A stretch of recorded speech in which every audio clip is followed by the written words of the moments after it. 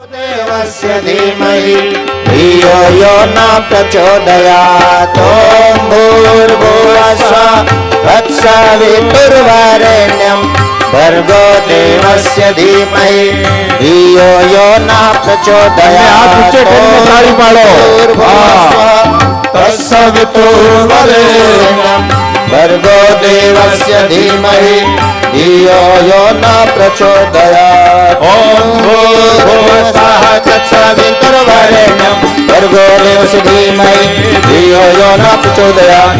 ॐ भूर्भुवस्सुवः तत्सवितुर्वरेण्यं भर्गो देवस्य धीमहि धियो यो न प्रचोदयात्। ॐ नमोऽस्त्वनन्ताय सहस्रमूर्तये सहस्रपादाक्षिशिरोरुबाहवे सहस्रनाम्ने पुरुषाय शाश्वते सहस्रकोटियुगधारिणे नमः। सहस्रकोटियुगधारिणे नमः। बस जीजी આજે અમે સૂર્યને અર્ઘ નથી ચડાવ્યું, ગાયત્રી માતાનું જપ નથી કર્યા, કારણ આપણી જીજી આવવાના હતા. એ જીજી આપણે આંગણે પધારી ચૂક્યા છે. સત સત કોટી કોટી વંદન એમના ચરણોમાં.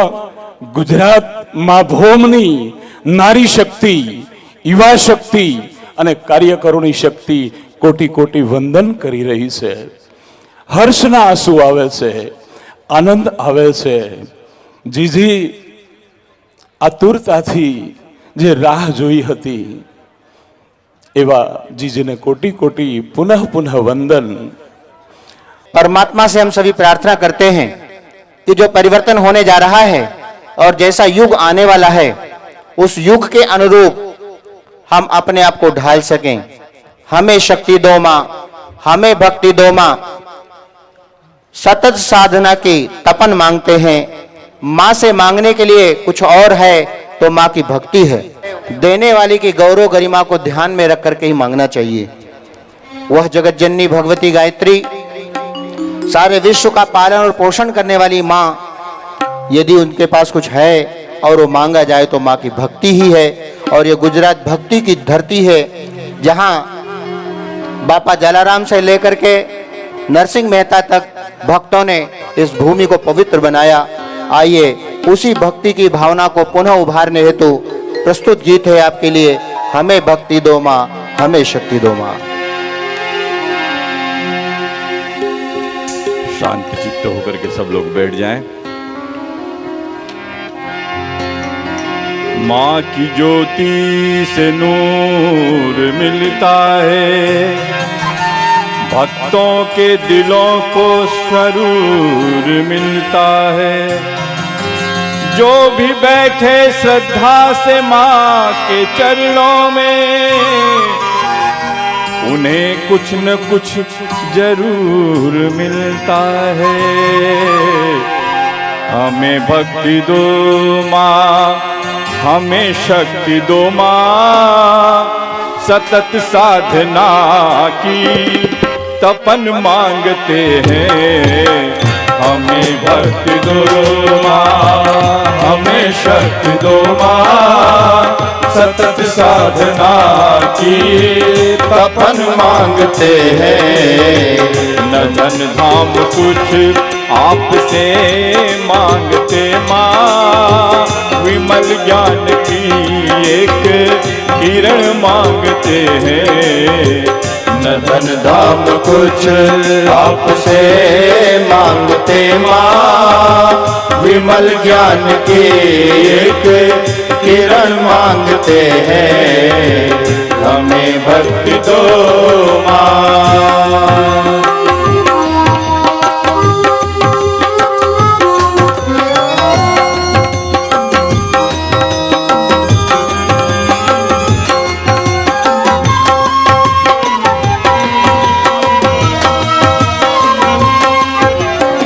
सानी धनी दसा सानी धनी धमा मधा मधा मग गरे गरे सा गा मा धा नि सा रे सा नि ध नि सा।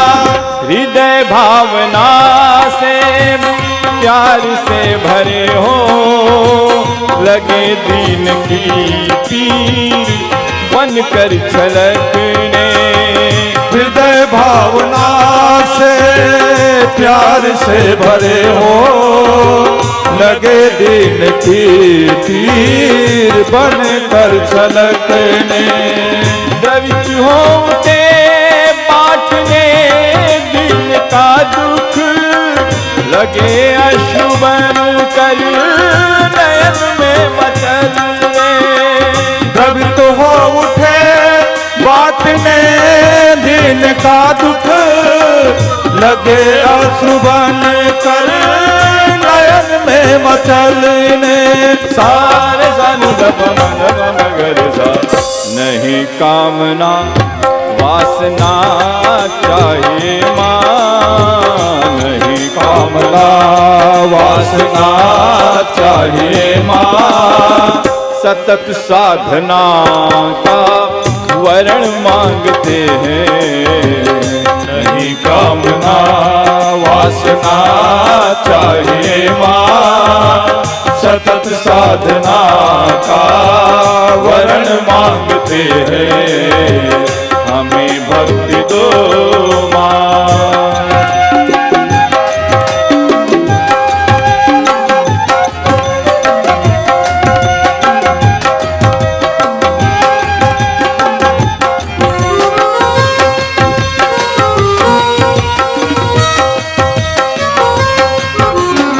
सानी धनी दसा सानी धनी दमा मदा मदा मरे रे गरे सा मदा नि सा रे सानी धनी सा। नहीं स्वर्ग की सिद्धि की कामना माँ, नहीं मुक्ति की कर रहे याचना है। नहीं स्वर्ग की सिद्धि की कामना माँ, नहीं मुक्ति की कर रहे याचना है। नहीं पद प्रतिष्ठा न यश चाहिए माँ, नहीं स्वर्ग की कर रहे कामना है। नहीं पद प्रतिष्ठा न यश चाहिए माँ, नहीं स्वर्ग की कर रहे कामना है। सारे सानी जपम गरे सा। अहम को गला अहम को गला कर, अहम को गला कर, करें प्रेम शिव को विमल भक्ति का वर गहन मांगते हैं। अहम को गला कर, करे प्रेम शिव को विमल भक्ति का वर गहन मांगते हैं, हमें भक्ति दो माँ।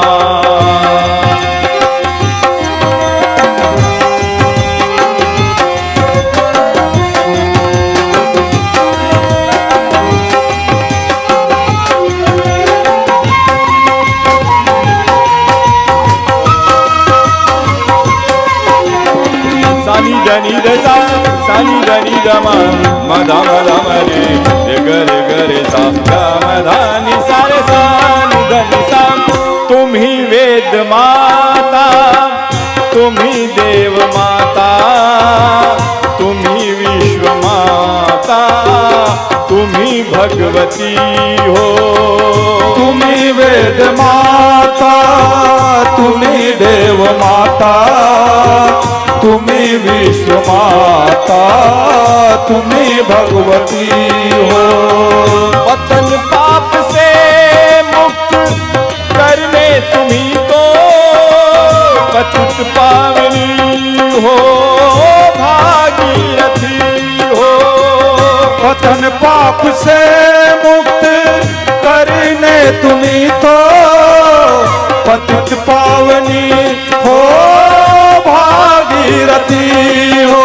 सारे संग ग सा न वरदान अनुदान कुछ चाहे माँ तुम्हारे चरण में शरण मांगते हैं। न वरदान अनुदान कुछ चाहे माँ तुम्हारे चरण में शरण मांगते हैं। हमें भक्ति दो माँ।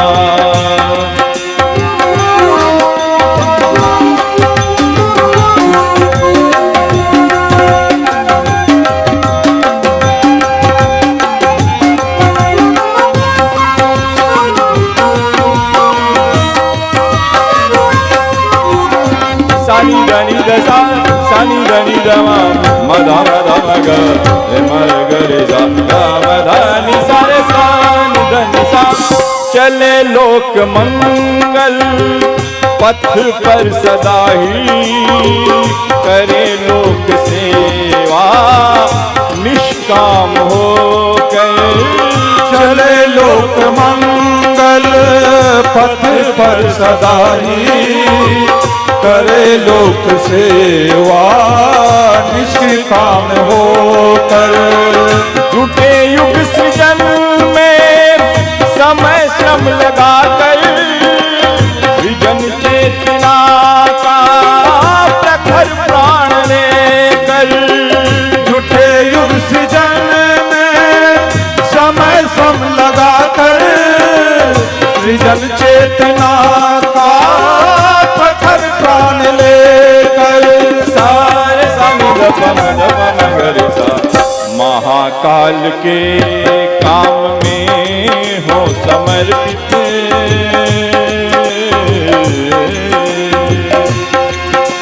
महाकाल के काम में हो समर्पित इसी हेतु जीवन मरण मांगते हैं।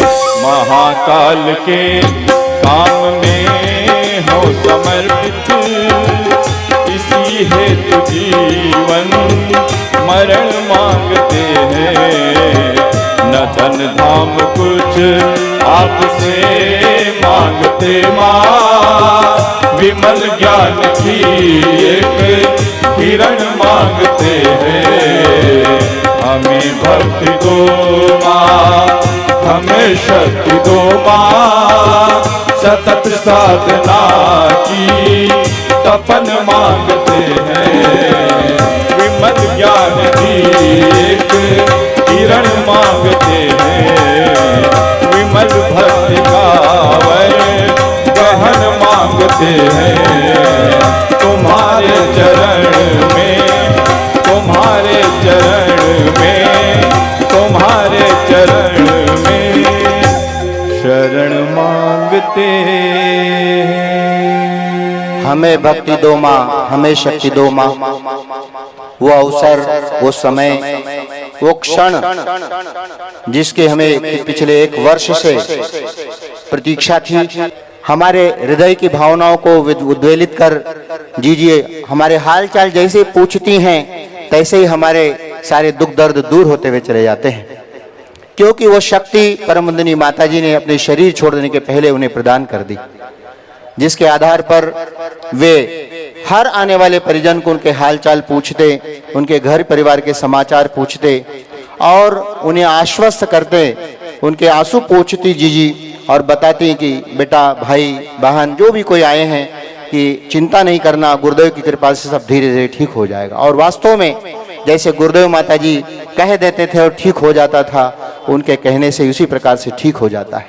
ऐसी करुणा की मूर्ति परम वंदनीय जीजी हम सब के बीच में हम सभी प्रार्थना करते हैं कि हम सबको संबोधित करें। आपके पास परम पूज्य गुरुदेव और वंदनीय माता जी के स्नेह और ज्ञान की निधि है, वो दिव्य प्रसाद हम पाएं, हम धन्य बने, ऐसी हम भावना करते हुए श्रद्धेया जीजी से निवेदन करते हैं कि आप हमको सबको संबोधित करें। श्रद्धेया जीजी। गायत्री मंत्र हमारे साथ साथ। ओम भूर्भुवः स्वाहा तत्सवितुर्वरेण्यं भर्गो देवस्य धीमहि धियो यो नः प्रचोदयात्। परम पूज्य गुरुदेव और वंदनीय माता जी की सूक्ष्म उपस्थिति में विराजमान शक्ति स्वरूपा माताओं, बहनों और भाइयों, जानती हूँ ये कार्यक्रम 3 दिन से लगातार आप सब लोग की मेहनत पे संपन्न हो रहा है। 3 दिन क्या, वैसे तो साल भर से लगे हैं वो भाई बहन जिन्होंने रात और दिन गुरुदेव के चरणों में अपने आप को समर्पित कर दिया।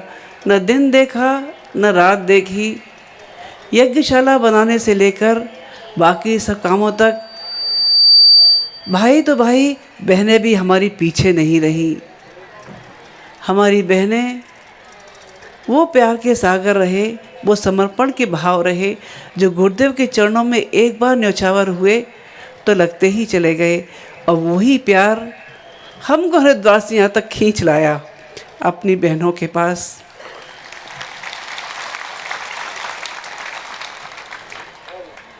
यहाँ कोई हम प्रवचन करने बैठे हैं, प्रवचन करने नहीं बैठे, अपनी बहनों से अपने मन की बात कहने के लिए, गुरुदेव माता जी का संदेश देने के लिए अपनों के बीच आए हैं। सर अब्राहम लिंकन जिस समय अमेरिका के राष्ट्रपति थे, उस समय एक कानून पास होने जा रहा था। वो कानून ये था कि काले लोगों को जानवरों के साथ खेतों में जोत दिया जाए। ये वो समय था जिस समय अत्याचारों की पराकाष्ठा थी। छोटे छोटे जुर्मों पर, छोटी छोटी गलतियों पर इतने बड़े बड़े जुर्म हो जाया करते थे। कोई अंग्रेज़ सामने से निकला हो और कोई मजदूर बेचारा काम में दबा हुआ न देख पाया हो, उनको सैल्यूट न दे पाया हो, तो कोड़े बरसाने से लेकर और जब खाल छिल जाती थी उस पर नमक छिड़क देने से जैसे नृशंस तरीके थे। माताओं की गोद से दूध पीते बच्चों को छीनकर जानवरों के बाड़े में फेंक देना एक सामान्य सी बात थी। इन अत्याचारों के विरुद्ध कोई कुछ कह पाता था? कोई कुछ नहीं कह पाता था। किसी की हिम्मत पड़ती थी, किसी की हिम्मत नहीं पड़ती थी। एक दिन इन भाव संवेदनाओं का हथियार लेकर उठ खड़ी हुई एक नारी जिसका नाम था Harriet stove. Uncle Tom's cabin, Tom काका की कुटिया, रोज़ अपनी डायरी के पन्ने में लिखने वाली वो महिला, उसके संस्मरण जब समाज के सामने आए, उत्तरी अमेरिका और दक्षिणी अमेरिका में एक तूफान मच गया। एक ग्रह कलेश जैसी स्थिति आ गई। किन में हुई? क्या काले लोगों में? नहीं, काले लोगों में नहीं। क्या अंग्रेज़ लोगों में? अंग्रेज़ों में भी नहीं। ये उनमें हुई जो इस बात के पक्षधर थे कि मानव को मानव का अधिकार मिलना चाहिए और एक मानव दूसरे मानव की गुलामी क्यों सहन करे। पार्लियामेंट में लिंकन जी ने हैरियट स्टोव को खड़ा करके संसद में ये कहा, ये वो लड़की है जिसने हमारे माथे पे लगे कलंक को मिटा के रख दिया। उन्होंने पार्लियामेंट में उसका सम्मान किया, उस हैरियट स्टोव को। इस संसार में जब कभी भी महत्वपूर्ण काम संभव हुए हैं, उसके पीछे प्रत्यक्ष या अप्रत्यक्ष रूप से एक ही शक्ति काम करती रही है, उसका नाम है मातृसत्ता। सुनते हैं स्वर्ग में एक वृक्ष है जिसको कल्पवृक्ष कहा जाता है, जिसमें धर्म, अर्थ, काम, मोक्ष ये 4 फल लगा करते हैं। और कहते हैं व्यक्ति जब भी उसके नीचे जाके जो भी कोई कामना करता है उसको वो फल मिल जाया करते हैं।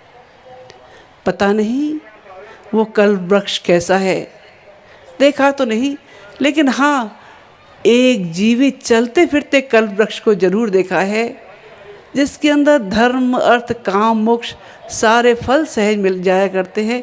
उसका नाम है मातृसत्ता। जब किलकारी बढ़ती हुई छोटी बालिका पिता के गोद में आती है, तब उसके मन में वात्सल्य का संचार करती हुई चली जाती है। वही नारी जब कच्चे सूत का धागा राखी के रूप में लेके आती है तो भाई के मन में पवित्रता का संचार करती हुई चली जाती है। और वही नारी अग्नि के 7 फेरे लेकर जब पुरुष के पास जाती है तब उसकी अपूर्णता को पूर्णता में बदलती हुई चली जाती है।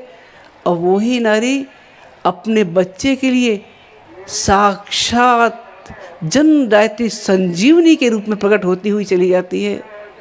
नारी जीवन का इतिहास इतना शानदार रहा है कि जब भी इसे याद करेंगे मस्तिष्क गर्व से ऊंचा हो जाएगा और मन श्रद्धा से भर जाएगा। विद्या की देवी सरस्वती की तुलना में कोई देवता नजर आते हैं? कोई देवता नजर नहीं आते।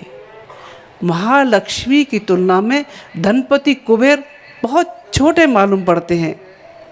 और देवी दुर्गा तो अकेली ही सारे देवताओं के बराबर खड़ी दिखती हैं। उनके मुकाबले कोई देवता है? कोई देवता नहीं। आप तो यूँ कहेंगे कि जी क्या पौराणिक बात कर रही हैं, कोई नई बात हो तो बताइए। पौराणिक बातें आपको सुनना पसंद नहीं? चलो कोई बात नहीं। सावित्री अपने पति सत्यवान को यमराज से छुड़ाकर ला सकती है। हाड़ा रानी का इतिहास जब याद करते हैं तो आंखें नम हो जाती हैं। सरदार चूड़ावत की शादी को कुछ ही दिन हुए थे तब तक युद्ध की रणभेरी बज गई। राजा ने लड़ाई पर जाने का आदेश दे दिया। सरदार चूड़ावत लड़ाई के मैदान में गए, लेकिन बार बार उनको ये याद आती रही, मेरी नवविवाहिता पत्नी हाड़ा रानी घर में कैसे रहेगी। लड़ाई में जाते जाते उनने अपने सेवक से कहा, जाकर रानी का कुछ निशानी ले आओ। सेवक चला गया हाड़ा रानी के पास, कहने लगा, देवी सरदार ने आपकी कोई निशानी मांगी है ताकि वो अपने साथ रख सके और वो आपको हर पल याद कर रख सके। हाड़ा रानी ने सोचा, इस समय देश की आन खतरे में है और मेरा पति मेरे मोह में ग्रस्त है, ये अपने कर्तव्य का पालन कर पाएगा? कर्तव्य का पालन कर नहीं पाएगा। उन्होंने सेवक से कहा, मैं ज़रूर निशानी दूंगी। उन्होंने तलवार उठाई, अपनी गर्दन काट के थाल में रख के सेवक को पकड़ा दी और ये कहा, सरदार से कहना, ये हाड़ा रानी का तुम्हारे लिए एक निशानी है, राष्ट्र के लिए न्यौछावर हो जाने के लिए। ये हाड़ा रानी का इतिहास और कहीं मिल सकता है और कहीं नहीं मिल सकता। गृहस्थ धर्म की मर्यादा के लिए राजमहल के सुख छोड़कर जंगल जंगल अपने पति के साथ घूमने वाली सीता का उदाहरण और कहीं मिल सकता है और कहीं नहीं मिल सकता। और इससे भी अनूठा एक उदाहरण देवी भारती का। देवी भारती कौन थी? देवी भारती जिस समय मन्नन मिश्र और जगत गुरु शंकराचार्य के बीच में शास्त्रार्थ होने जा रहा था, उस समय उनको निर्णायक की भूमिका दी गई थी। लोगों को पूरा भरोसा था कि देवी भारती जो भी निर्णय करेंगी वो सही ही निर्णय करेंगी, इनका निर्णय गलत नहीं हो सकता। और उससे भी अनूठी बात ये थी कि एक तरफ उनका खुद का पति था और दूसरी तरफ एक नितांत अपरिचित व्यक्ति था।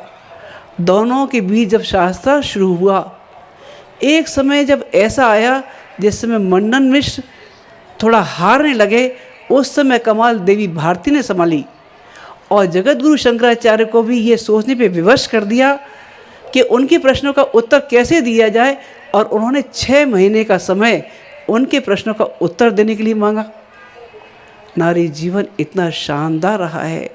बहनों, अपनी गरिमा को पहचानो। एक तरफ हमारा ये शानदार अतीत रहा और एक तरफ आज का पराभव। आज नारी जन न्यायालय के सामने न्याय की भीख मांगती है और कहती है उसे और अधिक अपमानित और तिरस्कृत न किया जाए। आज विज्ञापन के दौर में नारी विज्ञापन की एक वस्तु बन के रह गई। सार्वजनिक चौराहों पर, सार्वजनिक किताबों में लगे हुए पोस्टर नारी का वो भौड़ा रूप प्रस्तुत करते हैं जिसको देख के आंखें शर्म से झुक जाती हैं। आप में से अधिकांश वो लोग हैं, वो भाई भी हैं जिन्होंने राखी के दिन बहन से राखी बंधाई होगी तो उसकी आन बान शान पे मर मिटने की कस्में खाई होंगी। इनमें वो संवेदनशील अभिभावक भी होंगे जिन्होंने बेटी की विदा की होगी तो ये कहा होगा, बेटी हम हर पल तेरे साथ में हैं, तेरी हर दुख मुसीबत में। मैं उन वीर भाइयों से, उन संवेदनशील अभिभावकों से एक प्रश्न पूछना चाहती हूँ, क्या वो अपने घरों की बहन बेटियों के गंदे चित्र सार्वजनिक चौराहों पर लगाना पसंद करेंगे? प्रश्न मेरा कड़वा जरूर है, लेकिन जवाब इसका एक ही है, जिस किसी की बहन बेटी होगी उसकी आंख में खून के आंसू आ जाएंगे और वह इस बात पे तैयार हो जाएगा, या तो सामने वाले को मार दूं या मैं खुद मर जाऊं। जब स्थिति ये है तब क्यों इतनी गंदी बाढ़ आती है? सवाल ये नहीं चित्र में छपने वाली नारी किसकी बहन है, किसकी बेटी है, किसकी पत्नी है, किसकी माँ है। अस्मिता केवल एक ही है, नारी बहन भी है और बेटी भी है, और उसकी इज्जत की रक्षा की ही जानी चाहिए। आज दहेज की बलिवेदी पर तड़पने वाली बहनों की आवाज़ कौन सुन पाता है? उनकी सिसकियाँ, उनकी दर्द भरी आवाज़ें इन ढोल ताशों के ढेर में बच के रह जाती हैं। दहेज के दौर में हमारे भाई कितने उनका हाथ है कह नहीं सकती, लेकिन पीड़ा जब होती है नारी ही नारी का दर्द समझ नहीं पाती। जब बहू ब्याहों के ससुराल में आती है तो कम सामान मिलने की शिकायत सास से लेके ननद जिठानी तक सब वही लोग करते हैं। बंदर के एक बच्चे को पकड़ लिया जाए तब सारे बंदर इकट्ठे हो जाते हैं कि हमारे बच्चे को कैसे पकड़ लिया। क्या हमारी स्थिति उनसे भी ज़्यादा गई बीती है? क्या हम दहेज की आड़ में तड़पने वाली एक बहन बेटी के लिए हम खड़े नहीं हो सकते? आप कल्पना कीजिए, भारतवर्ष में प्रतिवर्ष लाखों शादियां होती हैं और इन लाखों शादियों में खर्च के नाम पे होने वाले अपव्यय अब तो संख्या करोड़ों में पहुंचती है। लेकिन अगर एक शादी में औसत 1 लाख रुपए भी खर्चा ये मान ले कि रोशनी के नाम पे, बाजों के नाम पे, भोजन के नाम पे बेमतलब का जो अपव्यय होता है वो न लड़की के काम का होता है, न लड़के के काम का होता है, न माता पिता के नाम का होता है। अगर इस अपव्यय का ही आकलन करें तो 1 लाख करोड़ रुपए का औसत खर्चा ये जो आता है, अगर इसको बचाया जा सके तो पता नहीं कि हमारे लाखों बच्चों को कितने रोजगार मिल जाएंगे अगर हमने थोड़ी समझदारी से काम लिया होता तो। इस पीड़ा को एक नवयुवक ने समझा। उसके मन में आया मुझे बिना दहेज की शादी करनी चाहिए। उनने अपना मन अपने पिता को बताया, पिताजी मेरा मन है मैं आदर्श विवाह करूंगा, बिना दहेज की शादी करूंगा। पिता कहने लगे बेटा तुझे इंजीनियर बनाया है, हमने इतना पैसा खर्च किया है, ज़िंदगी भर की कमाई दांव पे लगाई है, क्या इसलिए कि तुम बिना दहेज की शादी करोगे? ऐसा कैसे होगा? बच्चे ने सोचा पिता से कोई बहस करो कोई मतलब नहीं है, पर उनने मन ही मन एक रास्ता तय कर लिया। शादी की तारीख आई, शादी शुरू हो गई। जब शादी ख़त्म होने को हुई तब उस इंजीनियर जिसका नाम आनंद था उसने अपने ससुर जी को बुलाया और कहने लगा पिताजी मुझे एक चीज़ की ज़रूरत थी। बोले क्या ज़रूरत थी? बोले ये ज़रूरत थी कि मुझे या तो एक मकान कहीं बाहर दिलवा दे किराए पे, और या नहीं हो तो अपने ही घर में एक कमरा खाली करके दे दे। बेटी का बाप ये सोचने लगा एक मुसीबत टली नहीं तब तक दूसरी मुसीबत और आ गई। मरता क्या ना करता, बेटी की विदा करनी थी, हाथ पीले किए तो विदा भी करनी थी। उन्होंने जल्दी जल्दी में अपने ही घर में एक कमरा खाली कर दिया कि बेटा ठीक है।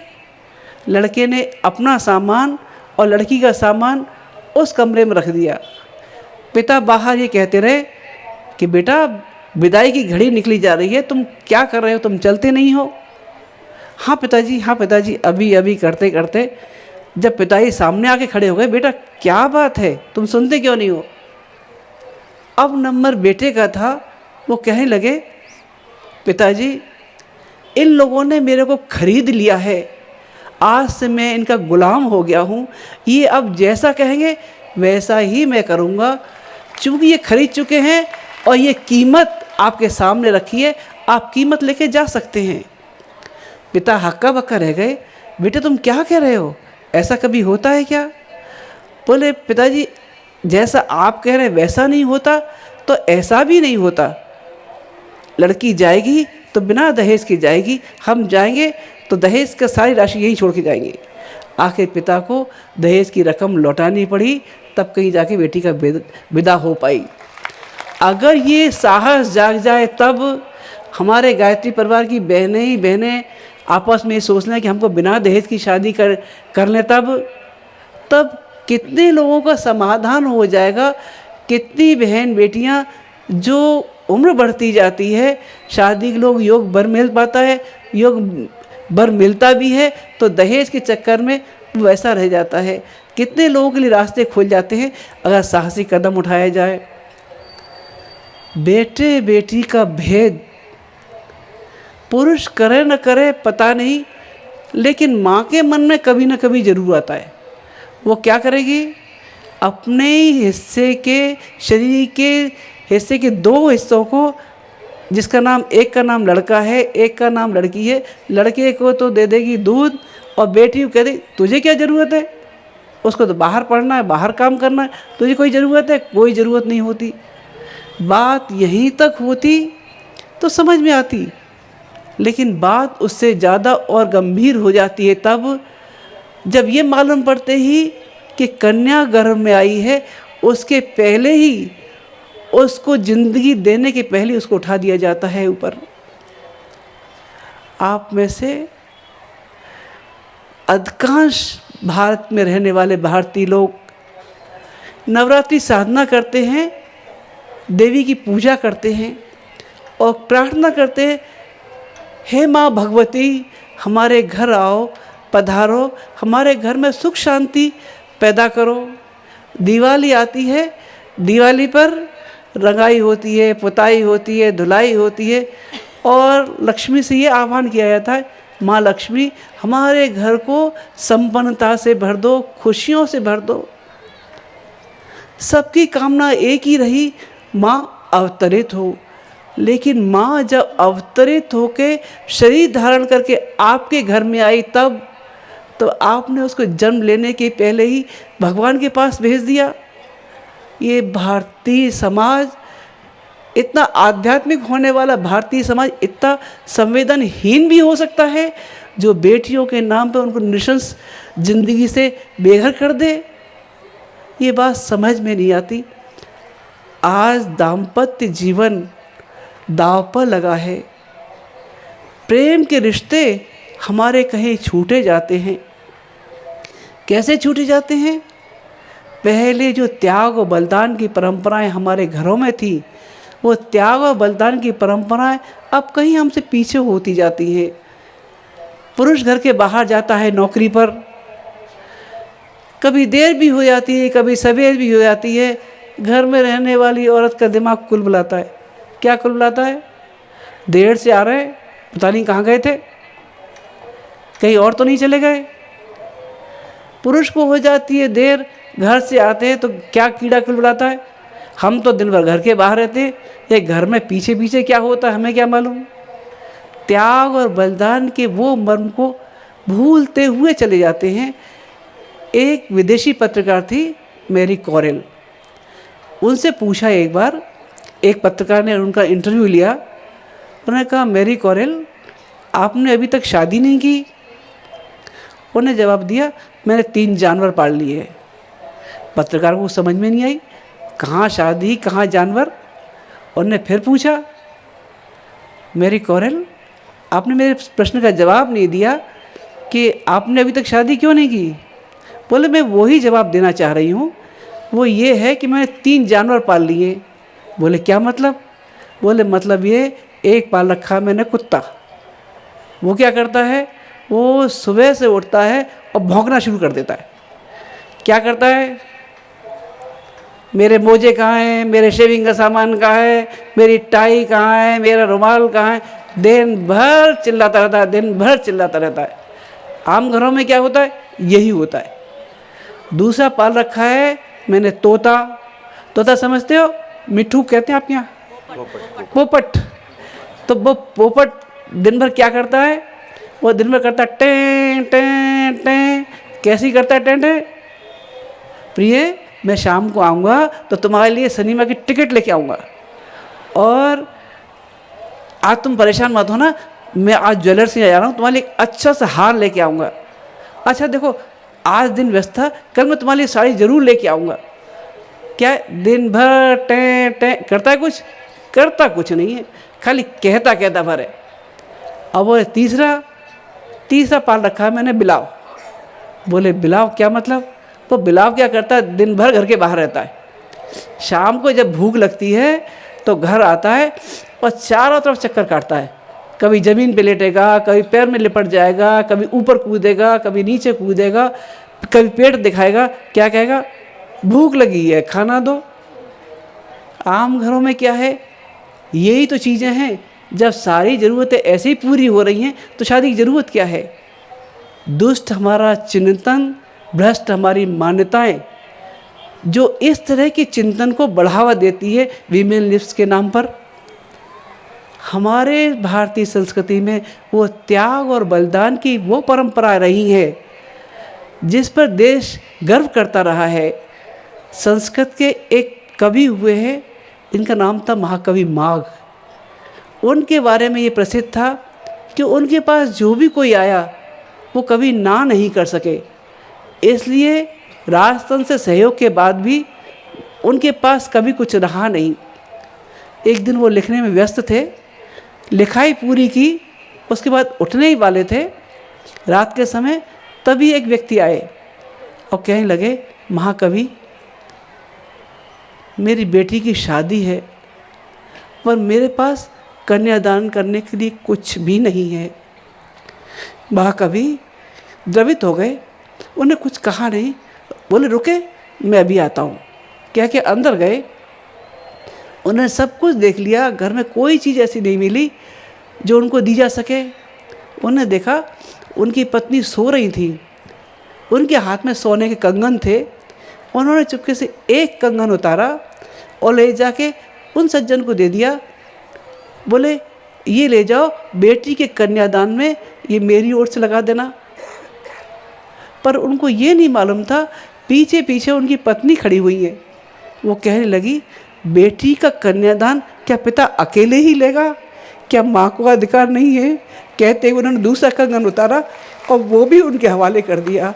भारतीय संस्कृति की ये परंपराएं रही हैं जहाँ त्याग और बलिदान सर्वोपरि रहा है। वंदनीय माता जी ने नारी जागरण आंदोलन की रूपरेखा तय की, पर गुरुदेव ने जिस समय शंखनाद किया था नारी जागरण के उद्घोष का, उसकी प्रेरणा वंदनीय माता जी रही। कैसी रही, गुरुदेव ने कहा, माता जी ने जीवन में उतारा। ये वो समय था जब नारी जीवन अतिवाद के दो विपरीत छोरों में था। कैसे अतिवाद, एक तरफ थी अशिक्षा, एक तरफ थी कुरीतियाँ, एक तरफ थे अंधविश्वास, तो दूसरी ओर थी पढ़ी लिखी लेकिन रंगी पुती रमणी काम्या और भोग्या के रूप में, जिसको राष्ट्र निर्मात्री के रूप से उठाकर एक सामान्य रूप में खड़ा कर दिया था, जहाँ उसका अंतःकरण रोता था। दोनों ही स्थितियों में इतनी बेबस और लाचार माताजी ने बीच का रास्ता निकाला। पढ़ी लिखी संस्कारवान वो नारी जो राष्ट्र के नवनिर्माण में अपनी भूमिका तय कर सके। आज उन्हीं का लगाया हुआ ये वृक्ष, आज उन्हीं का जगाया हुआ ये आंदोलन इस रूप में सामने खड़ा है। हमारी बहनें आज जो कब काम कर रही हैं वो माता जी की चलाए उसी आंदोलन के रूप में कर रही हैं। अब बहनों, समय अपनी गरिमा को और वर्तमान समय में जो समाज में फैली हुई विकृतियों का है उसके प्रति उठ खड़े होने का है, केवल एक संकल्प के साथ। कौन सा संकल्प, चलो बदल दें राह समय की। अगर समय की राह को बदलना है तो बहनों आप सबको उठना है, जागृत होना है, और रूढ़िवादियाँ और कुरीतियाँ और जो भी सामान अवांछनीयता फैली है इसके प्रति उठ खड़े हो बहनों। आप लोगों का जीवन कल्याण में हो, गुरुदेव माता जी के आशीष आप पर बरसते रहे, यही मंगल कामना है। ओम शांति। करुणा और संवेदना से ओतप्रोत श्रद्धेय जीजी का ये उद्बोधन उन्होंने पहले ही शुरुआत में ही हम सबको अवगत कराया कि हम प्रवचन देने नहीं आए हैं बल्कि आपसे बातचीत करने आए हैं। ये उनके हृदय की पीड़ा थी, परम पूज्य गुरुदेव और वंदनीय माता जी की संवेदना थी।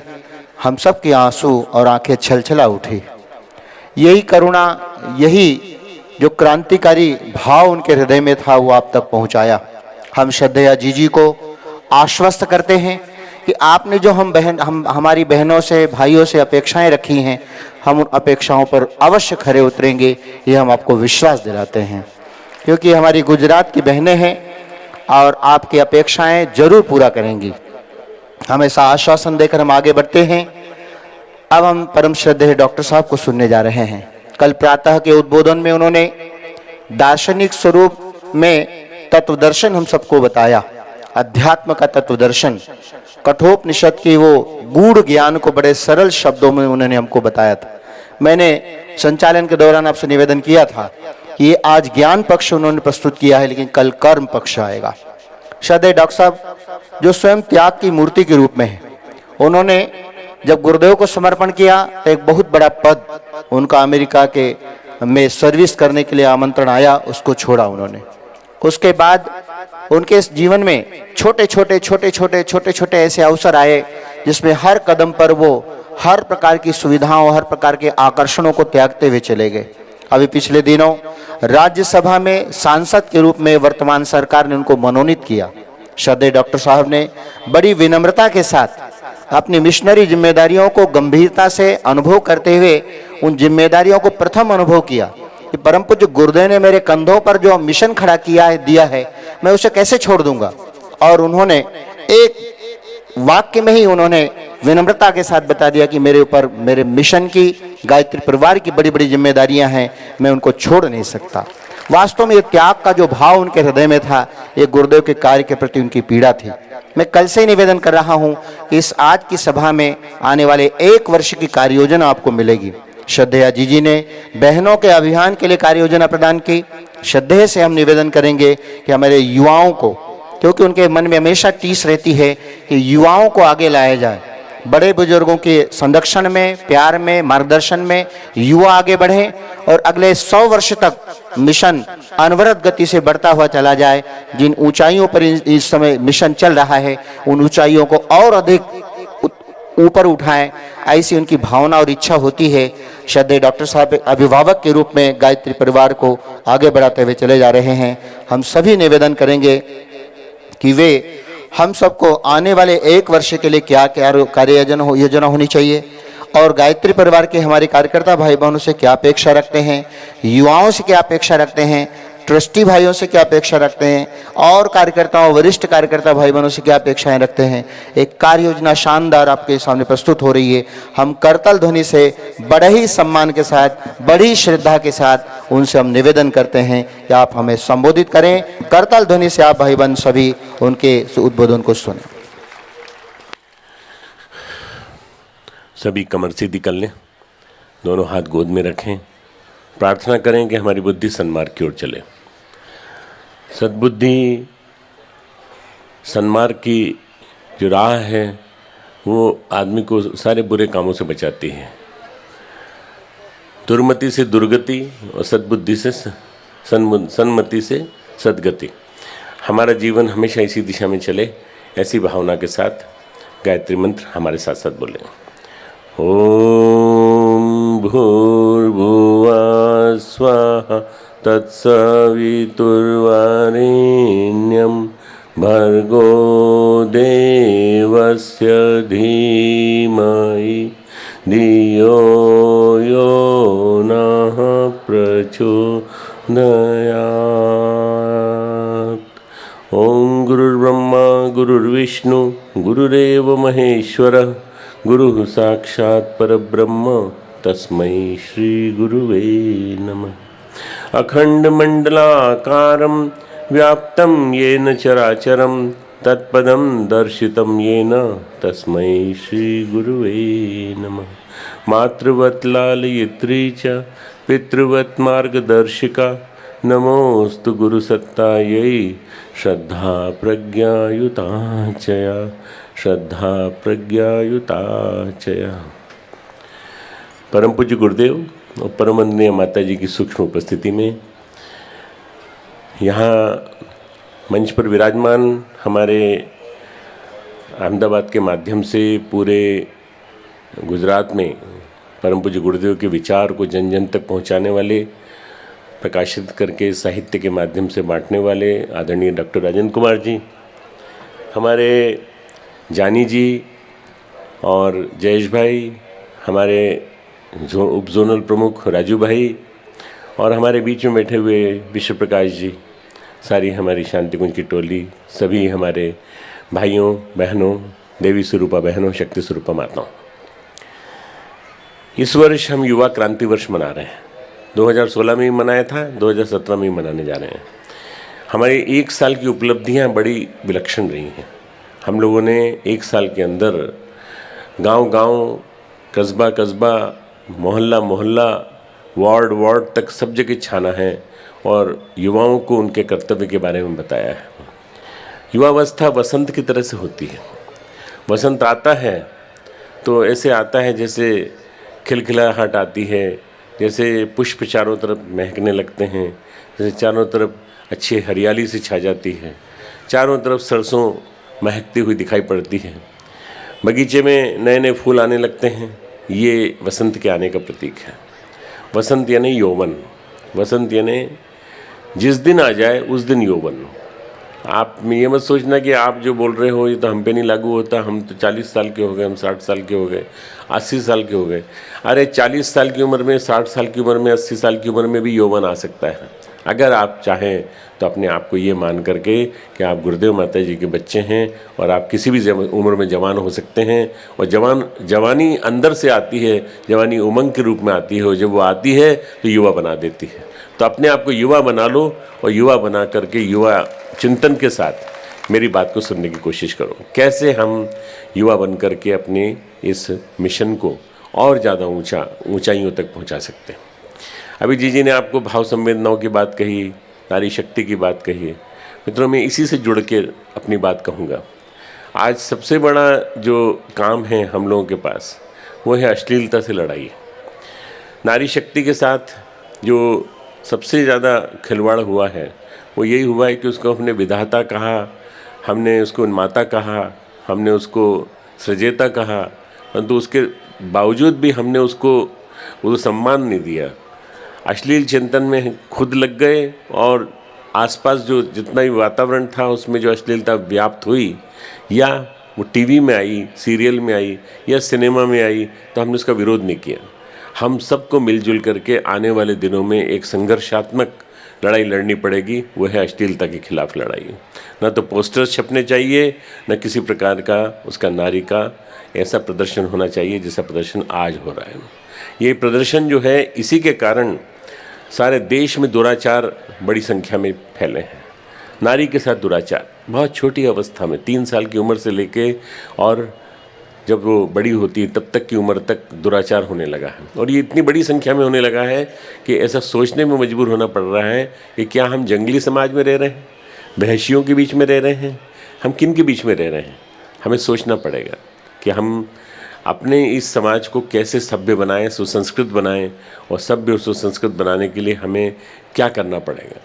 सबसे पहला काम तो ये करना पड़ेगा मित्रों कि ये जो भी कुछ प्रचलन हुए हैं, ये प्रचलन पिछले 20 साल में जब से ये टीवी आया है और टीवी के साथ साथ पूरा जो उसका समुच्चय आया है, सारा सीरियल का नेटवर्क और जितनी भी चीज़ें आई हैं, इन सब के माध्यम से हम इन्हीं के माध्यम से एक इनके खिलाफ लड़ाई लड़ें और उसके खिलाफ लड़ाई लड़ कर के संघर्षात्मक मोर्चा बनाएं, विरोधी मोर्चा बनाएं और नारी का सौम्य स्वरूप, नारी का संवेदना प्रधान स्वरूप, नारी का रचनात्मक स्वरूप, ये हम प्रस्तुत करें। नारी के 5 पक्ष हैं जिनको हमें प्रस्तुत करने की ज़रूरत है। नारी सृजन की देवी है, तो नारी को सृजयता के रूप में हम स्थापित करें। नारी को हम सशक्त बनाएं, उसको अपने पैरों पे खड़ा करें। नारी को हम स्वावलंबी बनाएं। नारी संवेदनशील है, तो नारी की संवेदना को हम समझें और नारी की संवेदना को समझ करके हम उसको ऊंचा उठाने की कोशिश करें। नारी सेवा की देवी है, नारी सेवा करती है, बच्चे की भी सेवा करती है, पति की भी सेवा करती है, सास की भी सेवा करती है, ससुर की भी सेवा करती है, सभी की सेवा करती है। घर में कोई अतिथि आए तो उनकी भी सेवा करती है। सुबह से शाम तक वो काम में लगी रहती है, पर कभी किसी की चिंता नहीं, अपने स्वास्थ्य की चिंता नहीं। ऐसी नारी शक्ति के लिए हम इन 5 तरह के प्रोजेक्ट में क्या क्या काम कर सकते हैं, किस तरह से काम कर सकते हैं, ये सब हमको सोचना पड़ेगा। मैं एक उदाहरण देता हूँ आपको कि नारी शक्ति कितनी महान होती है। मित्रों, अगर लड़की है घर में तो वो सबसे ज़्यादा काम की है। हम लड़के को सबसे ज़्यादा काम का मानते हैं। मैं लड़के की बुराई नहीं कर रहा हूँ, पर मैं बता रहा हूँ आज की दुनिया में घटनाक्रम कैसे होते हैं। एक प्रवासी भारतीय के 3 बच्चे चले गए अमेरिका, वहाँ जाके सेटल हो गए। 2 लड़के थे, 1 लड़की थी। दोनों लड़कों की शादी कर दी थी और लड़की जो थी वो अपने दामाद के साथ चली गई। तीनों वहाँ चले गए। यहाँ ये अकेले पति पत्नी। पति को कार्डियक अटैक हुआ, इस्केमिक अटैक हुआ और थोड़ा थोड़ा ब्रेन पे प्रभाव पड़ने लगा। तो पत्नी घबरा गई। उसने फ़ोन करके कहा, सबसे पहले बड़े बच्चे को कहा। तो बड़े बच्चे ने कहा, माँ मैं नहीं आ सकता, छुट्टी नहीं मिल सकती, बहुत जिम्मेदारियाँ मेरे ऊपर, मैं नहीं कर सकता, मैं छोटे से बात करता हूँ। छोटे से बात की। छोटे ने कहा कि भैया मैं भी नहीं आ सकता, मेरा भी आप कहो तो पैसे भिजवा देता हूँ, परंतु मेरा जाना संभव नहीं है। पिताजी को कहो कि किसी अच्छे डॉक्टर के पास जाके इलाज करा लें और वहाँ इलाज करा के हमको बिल बता दें, हम पेमेंट कर देंगे। बिटिया से बात की कि बिटिया तू आ सकती, किसी का आना ज़रूरी है यहाँ पर। बिटिया ने तुरंत कहा, नहीं मैं और आपके दामाद हम दोनों आ रहे हैं, पहली फ़्लाइट जो अवेलेबल है उपलब्ध है उससे हम आ रहे हैं और आकर के तब तक आपकी सेवा करेंगे जब तक आप पूर्णतः स्वस्थ नहीं हो जाते। पैसे की कोई चिंता करने की ज़रूरत नहीं। पैसे बड़े भाई भेजें या न भेजें, छोटे भैया भेजें न भेजें, पर पूरी व्यवस्था मैं करके आ रही हूँ, आप चिंता मत करिए। हम नौकरी छोड़ के आ रहे हैं, हम आपके साथ तब तक रहेंगे जब तक आप पूरी तरह से समर्थ सशक्त हो जाते हैं। बताइए, लड़की काम आई कि लड़का काम आया? लड़की काम आई। ये जो लड़की के बारे में और लड़के के बारे में, लड़का लड़की भेद के बारे में जो जीजी बता रही थी, उसको मैं कहना चाहता हूँ कि लड़की में वो सामर्थ्य है कि वो अपने सामर्थ्य के बलबूते अपने भाई को, अपने पति को, अपने पिता को और अपने दादाजी को, सबको मजबूत बना सकती है, सशक्त बना सकती है। इतना ज़्यादा उसके अंदर शक्ति है, इतनी ज़्यादा उसके अंदर पावर है। परंतु दुर्भाग्य की बात है कि हमने उसको गौण बना दिया। हमने कहा 2nd कैटेगरी की है, 3rd कैटेगरी की है। बस इसी वजह से आज हमारी भारत भूमि में, जिसमें यत्ते नारस्तु पूजन्ते रमन्ते तत्व देवता कहा जाता था, वह नारी का अपमान हो रहा है। मैं आपको बड़ी शर्मिंदगी के साथ कह रहा हूँ कि इसमें पुरुष वर्ग ने बुरी तरह से दुराचार किया है, बुरी तरह से दमन किया है। चलो चाबुक मार लो, सब कुछ कर लो, परंतु जो नारी का अस्मिता है, नारी की गरिमा है, उसके साथ खिलवाड़ करके उसके साथ बलात्कार करना हो, सामूहिक बलात्कार करना, ये किस सीमा तक न्याय की सीमा में आएगा? किस सीमा तक एक प्रकार से सभ्यता की, संस्कृति की सीमा में आएगा? जिन दिनों मैं बात कर रहा हूँ उन दिनों एक घटना घटी थी 16 दिसंबर 2012 को, जब दिल्ली में एक नारी के साथ बलात्कार हुआ और उसके दोस्त ने, उसके साथ जो था, उस दोस्त ने विरोध करने की कोशिश की तो उसको भी मारा गया बुरी तरह से। और उस नारी को मारने के बाद, शराब के नशे में धुत 5 लोगों ने मारने के बाद, पहले तो बलात्कार किया, बलात्कार करने के बाद बुरी तरह से मार करके उसको उन दोनों को ठंड के दिनों में बाहर फेंक दिया। मारना, बेचारी वो लड़की थोड़े दिन जिंदा रह पाई, ज़्यादा दिन जिंदा नहीं रह पाई, परंतु वो बलात्कार के शिकार होकर पूरी तरह से त्रस्त होकर के मर गई। यहाँ तो नहीं मरी, परंतु सिंगापुर जा कर के मर गई। उसके माता पिता ले गए वहाँ पे जाके इलाज हुआ उसका। उसके खिलाफ आक्रोश पैदा हुआ पूरे देश में, पूरी दिल्ली नगरी में। इतना ज़्यादा आक्रोश कि हजारों लाखों लोग सड़क पे उतर आए कि इसके लिए अपराधी समझे जाने वाले लोगों को पकड़ना चाहिए। और ऐसी घटनाएं अगर हमारे देश में होंगी तो हमारे देश में कैसे आएंगे लोग विदेश के, हमारे देश में हमारी लड़कियां सुरक्षित कैसे रहेंगी। उस समय जो आक्रोश उभरा था, उस समय जो हुआ था, यहाँ तक कि राष्ट्रपति भवन के दरवाजे लोगों ने खड़खड़ाने चालू कर दिए कि राष्ट्रपति जी आप आगे आइए, आप न्याय कीजिए। सुप्रीम कोर्ट के दरवाजे उन्होंने खटखटाए, सब कुछ किया, पर मित्रों हमारे देश का न्याय जैसा है, ढीला ढाला न्याय है। अभी तक आज तक उनमें से किसी एक को फांसी की सज़ा नहीं हुई। वो चारों पांचों में से एक ने तो खुद फांसी लगा ली ग्लानि के वश में होके। परंतु यदि एक बात मैं कहता हूँ, यदि इनमें से 3 या 4 में जितने भी जो बचे थे उनको अगर फांसी के दिन उसी दिन चढ़ा दिया जाता, उसके अगले दिन चढ़ा दिया जाता है, 2 दिन बाद चढ़ा दिया जाता, तो आज दुराचार की घटना एक भी नहीं होती। दंड से समाज डरता है, भयभीत होता है। दंड ऐसे लोगों के लिए भीषण दंड से ज़्यादा दंड कोई कुछ नहीं हो सकती सज़ा। यही सबसे बड़ी सज़ा है कि उनको तुरंत फांसी की सज़ा पे चढ़ा दिया जाए। अगर ये कानून में परिवर्तन आ गया, मैं आपको विश्वास दिलाता हूँ कि हमारी माँ बहनें दिन रात घर से बाहर निकलेंगी तो भी सुरक्षित रहेंगी, कहीं भी जाएंगी कहीं किसी तरह की कोई घटना उनके साथ नहीं घटेगी। अगर ये हो गया तो ये सुनिश्चित रूप से माना जाना चाहिए, इसका नारी सशक्तिकरण की दिशा में ये सबसे बड़ा कदम है। इसको युवाओं को करना पड़ेगा, युवा शक्ति आगे आएगी और वो आगे आकर के एम्पावरमेंट देगी उनको कि हमें नारी को सशक्त बनाना है, नारी को स्वावलंबी बनाना है, नारी को बलवान बनाना है, नारी को अपना उसके बल का, गौरव का बोध कराना है। सशक्तिकरण का मतलब ये होता है कि आप उसको उसके अंदर जो शक्ति है उसका बोध करा दो, उसके अंदर जो वेदना है, उसके अंदर जो समाज के लिए कुछ करने की शक्ति है उसका बोध करा दो।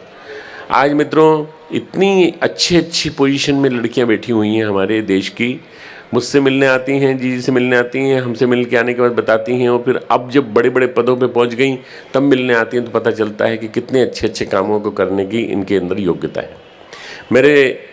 मैं अपने ज़माने में जब पढ़ता था उस ज़माने में शायद कुछ गिनी चुनी लड़कियां डॉक्टर बन पाती थीं, तो आज देखो तो मेडिकल में सारी की सारी डॉक्टर्स बन रही हैं। डॉक्टर वही बन सकता है जो संवेदनशील होता है, जो दूसरे की संवेदना समझ सके, और डॉक्टर बनने के बाद वो संवेदना समझ करके इलाज भी करेगा तो ढंग से करेगा।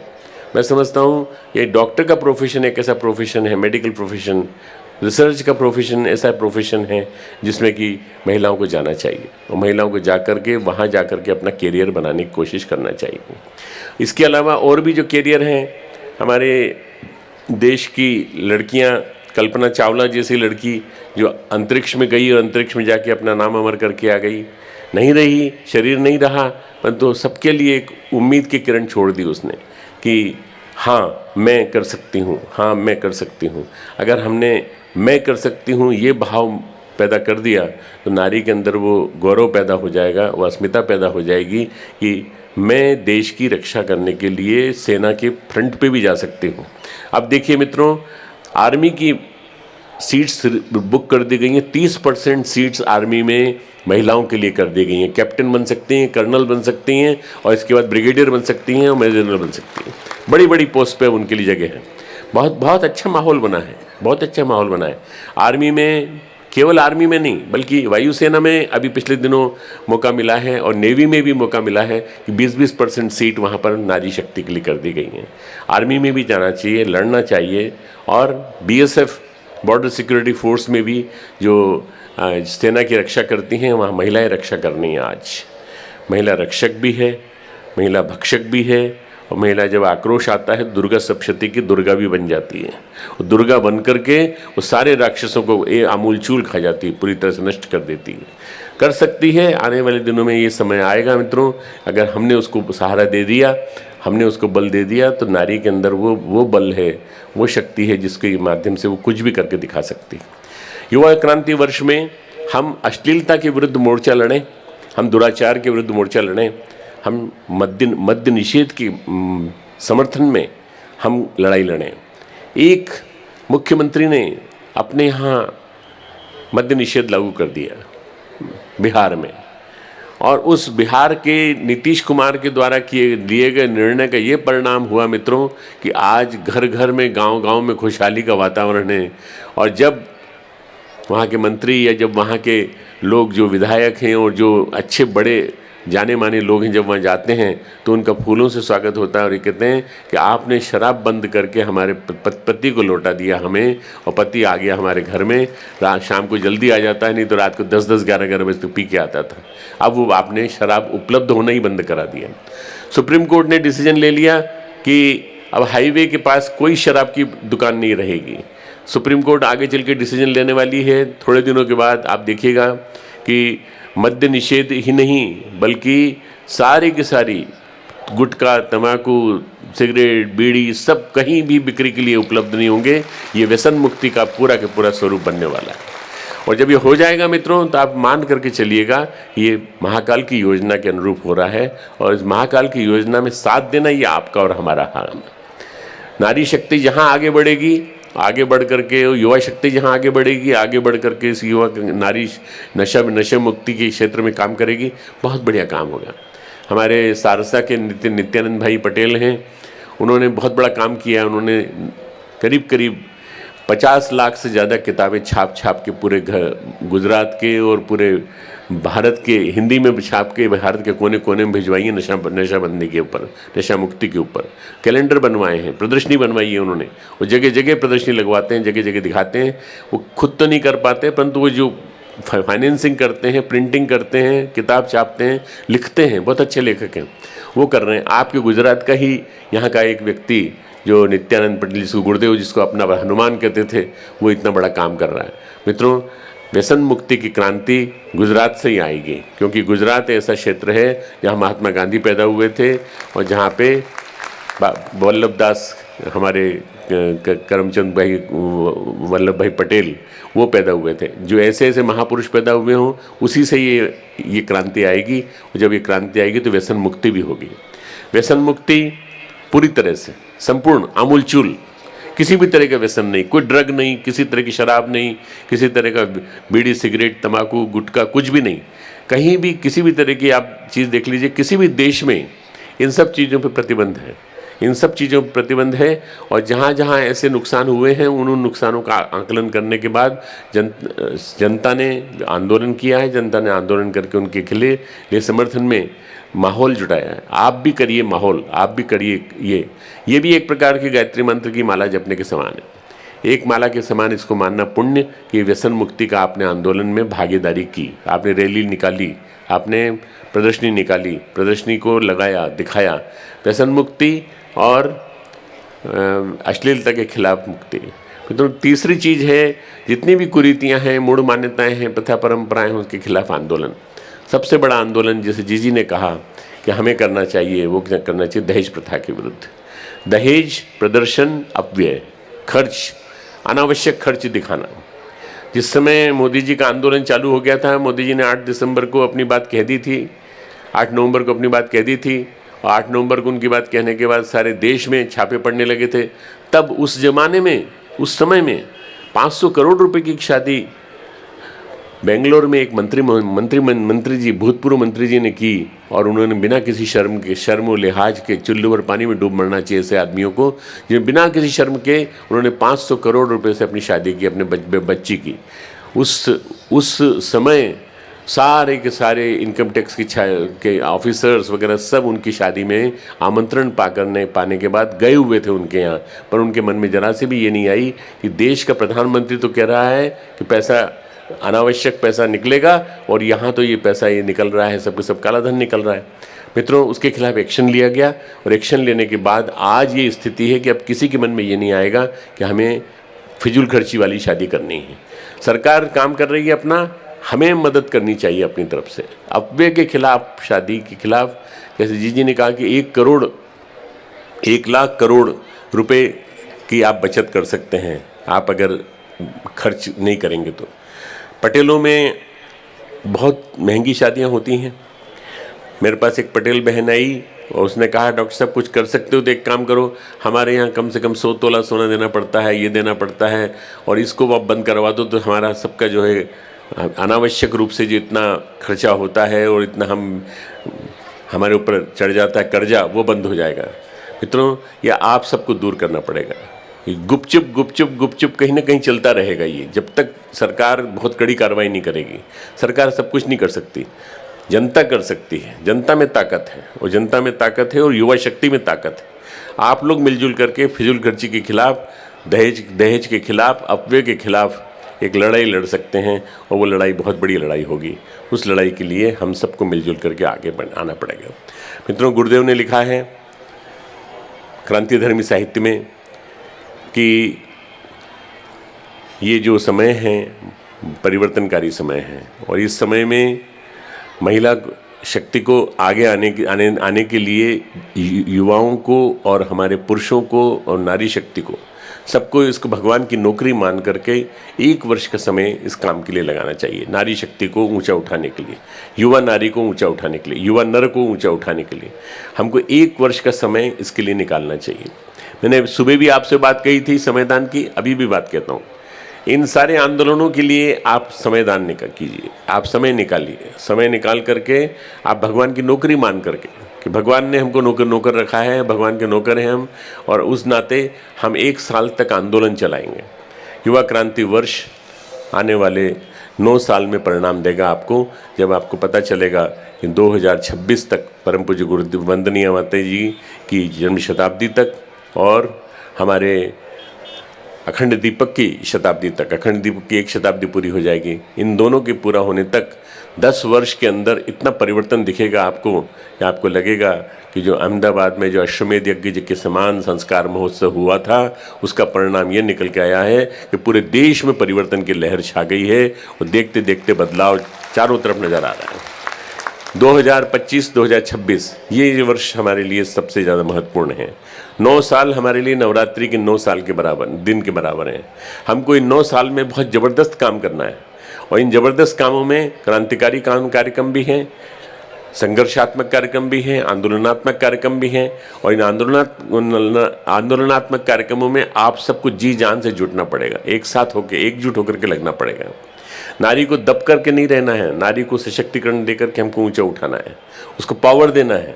सरकार 30% तक लेकर के आ गई, 50% देने की उसकी हिम्मत नहीं हो रही है। 50% सरकार का जो देने का मन है वो नहीं कर पा रही है, क्योंकि दूसरे सब लोग जो हैं वो नारी के सामने झुकने को तैयार नहीं है। पुरुषवादी समाज ठोस चिंतन, कठोर चिंतन, और उसके सामने वो नारी को शक्ति नहीं दे पा रहे हैं। नारी सशक्तिकरण इस समय की सबसे बड़ी मांग है, नारी सशक्तिकरण। यदि नारी को सशक्तिकरण में हमने वो एम्पावरमेंट कर दिया, तो देखते देखते बदलाव दिखाई पड़ने लगेगा। मित्रों, आपको मालूम नहीं है कि किस तरह से नारी शक्ति को निकाल करके नेपाल से लाकर, बांग्लादेश से लाकर वैश्या बनाया जाता है, और फिर उसके बाद उनको किस तरह से रखा जाता है। पुरुष की कामुकता की पूर्ति के लिए वैश्या के रूप में रखकर उनको गुलाम बना दिया जाता है एक प्रकार से। आज भी 21वीं सदी के इस ज़माने में, जबकि आपके पास सब कुछ है, ऐसा साधन है कि आप बता सकते हैं कि यहाँ पर कुछ महिलाएं गुलाम हैं। एक मीनल पटेल यहाँ एक बहन है हमारी अहमदाबाद में, इसका सम्मान हमने पिछले साल किया था मुंबई के एक प्रोग्राम में, नारी सशक्तिकरण का कार्यक्रम था, उसमें सम्मान किया था। उस महिला ने अकेले अपने बलबूते 1000 महिलाओं को छुड़ाया है ऐसे चंगुलों से, दलालों के चंगुल से। यहीं की लड़की है, और गायत्री परिवार की नहीं है, पर गायत्री परिवार का काम कर रही है, ऐसा मैं मानता हूँ। और गायत्री परिवार काम कर रही है तो गायत्री परिवार से प्रभावित भी है, जुड़ी भी हुई है एक प्रकार से। ऐसी बहुत सारे काम आप बहनें कर सकती हैं। बहुत सारे काम ऐसे हैं जिन कामों में आप लोग लग जाएंगे तो देखते देखते परिवर्तन आने लगेगा। जो हमारी सशक्तिकरण की प्रक्रिया है, इसमें एक चीज़ और भी है, हमें हरियाली के संवर्धन के लिए भी आगे बढ़ना चाहिए, हरितिमा बढ़नी चाहिए। पक्की बिल्डिंगें तो बहुत बन गई, ढेर सारा निर्माण हो गया, कंस्ट्रक्शन हो गया। अहमदाबाद आज से 25 साल 30 साल पहले जो मैं आता था वो देखता था, उसके बाद इस 30 साल के अंदर देखा मैंने, न जाने कितने निर्माण हो गए। पर इन निर्माणों के साथ साथ हरितिमा का संवर्धन भी होना चाहिए। तो कम से कम जन्मदिन पर, विवाह दिवस पर एक पौधा लगाने की प्रक्रिया सब लोग करें, अपने जन्मदिन पर, विवाह दिवस पर पौधा लगाने की प्रक्रिया, तुलसी का पौधा अपने घर में रखने की प्रक्रिया। ये छोटे छोटे से आंदोलन हैं, छोटी छोटी चीज़ें हैं, परंतु छोटे छोटे अनुव्रत से आप बहुत कुछ काम कर सकते हैं। आपका सबका पूरा गुजरात का जो महिला मंडल है बहुत सशक्त है, बहुत मजबूत है। मैं ऐसा मानता हूँ कि आप सबके अंदर ताकत है। आप सबके अंदर वो ताकत है कि आपके माध्यम से पूरे भारत को एक संदेश जाएगा। अभी जो आप सुन रहे हैं, मेरा संदेश सुन रहे हैं, जीजी का संदेश आपने सुना, ये जो संदेश जाएगा, इस संदेश से बाकी नारियों को, बाकी प्रांतों के नारियों को शक्ति मिलेगी कि हमें क्या क्या काम करना चाहिए, हमें इन कामों को कैसे करना चाहिए। आप लोग यदि उन सफलता की कहानियों को लिखेंगी और आप लोग यदि उन सफलता की कहानियों को लिखेंगे हमारे युवा साथी, तो देखते देखते युवा क्रांति वर्ष, नारी क्रांति वर्ष, नारी की जागृति का वर्ष, ये देखते देखते सफल होता चला जाएगा। इसके लिए आपको करना कुछ नहीं, बस केवल गुरुदेव के विचारों को जन जन तक पहुंचाना है। गुरुदेव के विचारों के माध्यम से आपको जोड़ना है, सब लोगों को, हर एक को जोड़ना है। युवा जोड़ो अभियान, युवाओं को जोड़ो, नए युवाओं को जोड़ो। कहाँ से जोड़ें? अपने घर से जोड़ो, अपने घर से जोड़ो, अपने बेटे से कहो, अपनी बहू से कहो, अपनी बेटी से कहो, अपने दामाद से कहो। 4 लोग आपके घर में बैठे हुए हैं, अगर हैं बेटे बेटी हैं 2 तो आपके घर में 4 लोग बैठे हैं। नहीं साहब आप तो बोलते हैं पर वो सुनते नहीं हैं। आप उनको बिठाओ तो सही, बात तो करना चालू करो, पारिवारिक गोष्ठी का क्रम तो चालू करो। उसके बाद एक पारिवारिक सम्मेलन बुलाओ। आप लोग जितने लोग बैठे हैं यहाँ पर, इतना बड़ा सम्मेलन हो गया कि इतने ढेर सारे लोग इकट्ठे हो गए पूरे के पूरे। आप लोग इतना नहीं कर सकते कि महीने में एक बार एक पारिवारिक सम्मेलन, एक मोहल्ले में, दूसरा पारिवारिक सम्मेलन दूसरे कोने में, अहमदाबाद के कोने में, तीसरे कोने में, चौथा गुजरात के किसी भी कोने में कहीं भी पारिवारिक सम्मेलन होने लगेंगे तो पारिवारिक सम्मेलन होते होते मित्रों एक दूसरे को हम जानने लगेंगे कि हमारे बच्चों को पता चलेगा मिशन कितना क्रांतिकारी है हमारा। बच्चों को पता चलेगा गुरुदेव माता जी कौन थे। बच्चों को पता चलेगा कि इनके विचार कितने विलक्षण थे और आज कितने साकार हो रहे हैं। आप अपने बेटों को समझाओ, अपनी बेटियों को समझाओ, अपने दामाद को समझाओ, अपनी बहू को समझाओ और साथ लेकर के चलो उनको। हमने किया अपने जीवन में ऐसा, आप भी अपने जीवन में करके दिखाइए। आप करके दिखाएंगे तो देखते देखते बदलाव आने लगेगा। मित्रों, गांधी जी ने स्वयं तो सारे जीवन भर लड़ाई लड़ी, पर गांधी जी अपने बच्चों को, परिवार के जो थे उनको इतना नहीं कर पाए। पर वल्लभ भाई पटेल ने अपने बच्चों को वैसा बना दिया, क्रांतिकारी बना दिया। सरदार वल्लभ भाई पटेल की एक सबसे बड़ी खासियत थी कि उन्होंने अपने बच्चों को पूरी तरह से गांधी जी की चिंतन में ओतप्रोत कर दिया था। जमनालाल बजाज ने अपने सब बच्चों को उसी तरह से उसी चिंतन में ओतप्रोत कर दिया था। मित्रों, ये आप सबके हाथ में है, आपके हाथ में है। इसके लिए आपको केवल एक कदम आगे बढ़ाने भर के दे रहे, बस एक कदम आगे बढ़ाएंगे तो देखिए धीरे धीरे साहस आएगा, पैदा होगा और ये युवा शक्ति खड़ी हो जाएगी। खड़ी होकर के युवा शक्ति युवा क्रांति वर्ष में 2016, 2017, 2018 की 22 जनवरी तक हमारा ये चलेगा युवा क्रांति वर्ष। इस युवा क्रांति वर्ष में आपको उत्साहपूर्वक काम करना है और ऐसा आंदोलन चलाना है हम लोगों को, देखते देखते बदलाव आने लगे।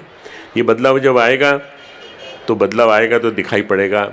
सबसे पहली हवा बहेगी तो अहमदाबाद से बहेगी। अहमदाबाद से जब बहेगी हवा तो पूरे प्रांत में जाएगी, पूरे देश में जाएगी और पूरे देश में जब जाएगी तब लोगों को पता चलेगा कि जितने भी परिवर्तन होते हैं क्रांतिकारी, वो गुजरात की भूमि से होते हैं। गुजरात की भूमि से होते हैं। गुजरात की भूमि से गांधी खड़ा होता है, गुजरात की भूमि से वल्लभ भाई पटेल खड़ा होता है, गुजरात की भूमि से जलाराम बापा खड़े होते हैं, गुजरात की भूमि से नरसिंह मेहता खड़े होते हैं। और ऐसे क्रांतिकारी काम केवल गुजरात की भूमि कर सकती है। यहीं का आदमी मुख्यमंत्री से प्रधानमंत्री बनकर के जाकर के सबके जेबों की तलाशी ले रहा है और पूरे की पूरी एक क्रांति कर रहा है। आर्थिक क्रांति, आर्थिक क्रांति, आर्थिक क्रांति। आप युग शक्ति गायत्री पढ़ना जनवरी फरवरी की, तो आपको पता चलेगा कि किस तरह से एक क्रांति आ रही है और वो क्रांति की रेलगाड़ियाँ चली आ रही, कंटिन्यूस रेलगाड़ी के डब्बे चले आ रहे हैं। बहुत बड़ी क्रांति होने जा रही है। आने वाला वर्ष बहुत बहुत महत्वपूर्ण चीज़ें लेके आ रहा है। आप सब उसमें लगे हुए हैं। आप सब ने उत्साहपूर्वक इतने बड़े कार्यक्रम का आयोजन किया, उसके लिए मैं आप सबका अभिनंदन करता हूँ, आप सबका भाव भरा अभिनंदन करता हूँ। ये कहता हूँ कि नारी शक्ति ही इकट्ठी होकर कितना बड़ा काम कर सकती है और उन सब ने मिलजुल करके, यदि आप सब नहीं होते तो फिर इस आंदोलन, इस कार्यक्रम का कोई आनंद नहीं था। बहनें आई हैं, बहनों ने ही इस कार्यक्रम का रोमांच बनाए रखा है और इसका पूरा के पूरा वो बना रखा है। हमें एक दुख की बात यह है कि हम मिल नहीं पाए सबसे, नहीं तो मन तो ये था लाइन लगा देते, सबसे मिल लेते, एक साथ मिल लेते, पर इतना मिलना संभव नहीं है। समय का अभाव है। अभी 2 घंटे के अंदर हमको निकलना है बाहर वापस जाना है हरिद्वार, क्योंकि वहाँ हजारों लोग आते हैं रोज़ और वो भी मिलना चाहते हैं। कार्यक्रम है, अगले लाइन से लगे हुए, क्रम से कार्यक्रम लगे हुए हैं, इसलिए हम सबसे मिल नहीं पाए, इसका अफसोस रहेगा। पर सभी बहनों को, सभी माताओं को, सभी हमारी जितने भी यहाँ बैठे हमारे युवा साथी हैं, उन सबको मैं कहना चाहता हूँ कि हम हर क्षण हर पल आपके साथ हैं और आपके साथ बने रहेंगे, कभी भी आपका साथ नहीं छोड़ेंगे। खूब खूब मंगल कामनाएं, खूब खूब आशीर्वाद। बहुत ही क्रांतिकारी उद्बोधन श्रद्धेय डॉक्टर साहब का अगले वर्ष के लिए युवाओं से लेकर बहनों तक सबको उद्बोधित किया। माताएं बहनें यथावत बैठी रहें। अभी श्रद्धेय डॉक्टर साहब, श्रद्धेय जी हमारे मध्य में हैं। 1:30 बजे से श्रद्धेय डॉक्टर साहब और जी को अवगत कराना चाहूँगा कि हमारी बहनें 1:30 बजे से यहाँ पर बैठी हुई है आपकी प्रतीक्षा में कि श्रद्धेय डॉक्टर साहब और श्रद्धेय जी हमको उद्बोधित करने के लिए आएंगे। भोजन के बाद ये भाई बहन कहीं नहीं गए, यहीं बैठे हुए दिख रहे हैं मुझे, मैं भी यहीं उसी समय से हूँ। तो अगला क्रम ज़्यादा समय न लेते हुए, अब ज़्यादा समय नहीं लगेगा, बिल्कुल सारे क्रम जल्दी जल्दी होने जा रहे हैं। नटू भाई तलवाड़ी यहाँ हमारे संस्कार महोत्सव की स्मारिका के विमोचन के लिए मंच पर पधार जाएं। श्रद्धेय डॉक्टर साहब, श्रद्धेय जी के करकलमों से ये क्रांति घोष इस स्मारिका का नाम है। नटू भाई थोड़ा सा उधर साइड हो जाए, किनारे उधर साइड, हाँ। श्रद्धेय डॉक्टर साहब, श्रद्धेय जी अपने कर कमलों से स्मारिका जो आप सबकी स्मृतियों को संजोया गया है, इसमें हमारी बहनें कितने दिनों से यहाँ से कंकड़ बीन रही है, कांटे बीन रही है, लिपाई छवाई कर रही थी, वो सारी यादें इस स्मारिका में छपी। सभी लोग करतल ध्वनि से स्मारिका क्रांति घोष ये स्टॉल से आपको प्राप्त होना आरंभ हो जाएगी, इसको आप प्राप्त कर सकेंगे। श्रद्धेय डॉक्टर साहब और श्रद्धेय जी विमोचन करने करतल ध्वनि सभी भाई बहन इस मंगलमय घड़ी में हम सब लोग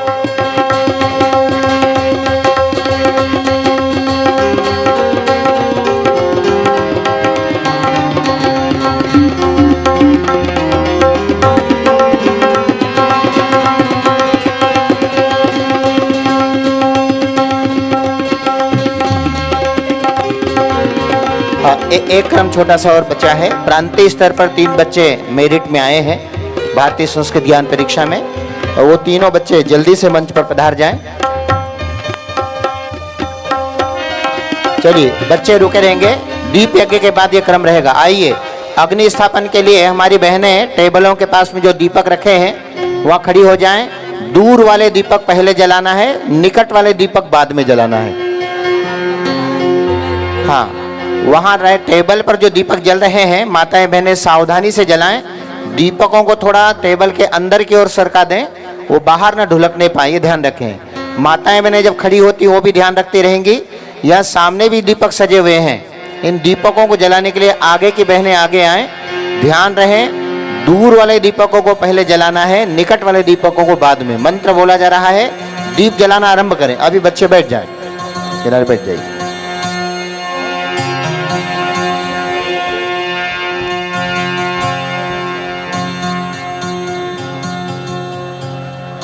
आइए मंत्र बोला जा रहा है। ओम अग्नेनाय सुपकाराय अस्मान् विश्वानि देववयुनानि विद्वान् युयोध्यस्मज्जुराणमेनो भूयिष्ठां तेन मौक्तिं विदेम। यहाँ से जन्मंडलम का गायन हो रहा है, 2 पंक्तियां गाई जाएंगी, तत्पश्चात आहुति होंगी। श्रद्धेय डॉक्टर साहब, श्रद्धेय जी की गरिमा में उपस्थिति में दीप महायज्ञ में संकल्प किए जाएंगे। तत्पश्चात कार्यक्रम का समापन होगा, हम उनकी विदाई करेंगे। शुभ ज्योति के पुण्य अनादि अनुपम ब्रह्मांड व्यापी आलोक करता, से मुक्त कर दो, पावन बना दो हे देव सविता, पावन बना दो हे देव सविता। ऋषि देवताओं से नित्य पूजित हे भर्ग भववंदन मुक्ति करता, स्वीकार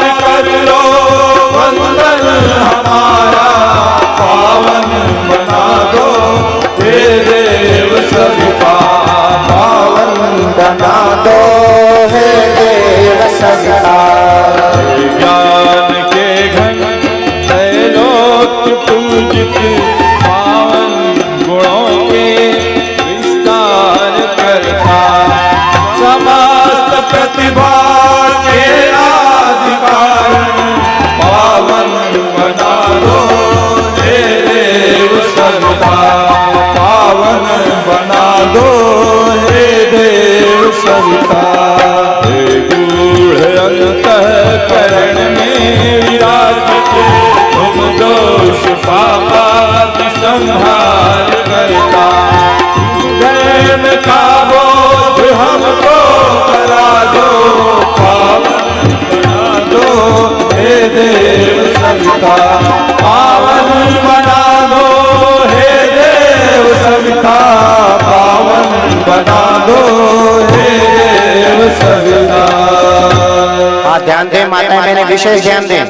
इधर ये बहनें बहुत यहाँ पर आगे धक्का ना हो जाए, बैठ जाइए। खड़े क्यों हो गए बहनें? बैठ जाइए, सभी बैठ जाइए, बैठ जाइए। पीछे थोड़ा थोड़ा हल्का सरकिए और बैठ जाइए, खड़े मत रहिए। देखिए हमारे फोटो खींचने वाले भाई बहन आगे से आ गए हैं।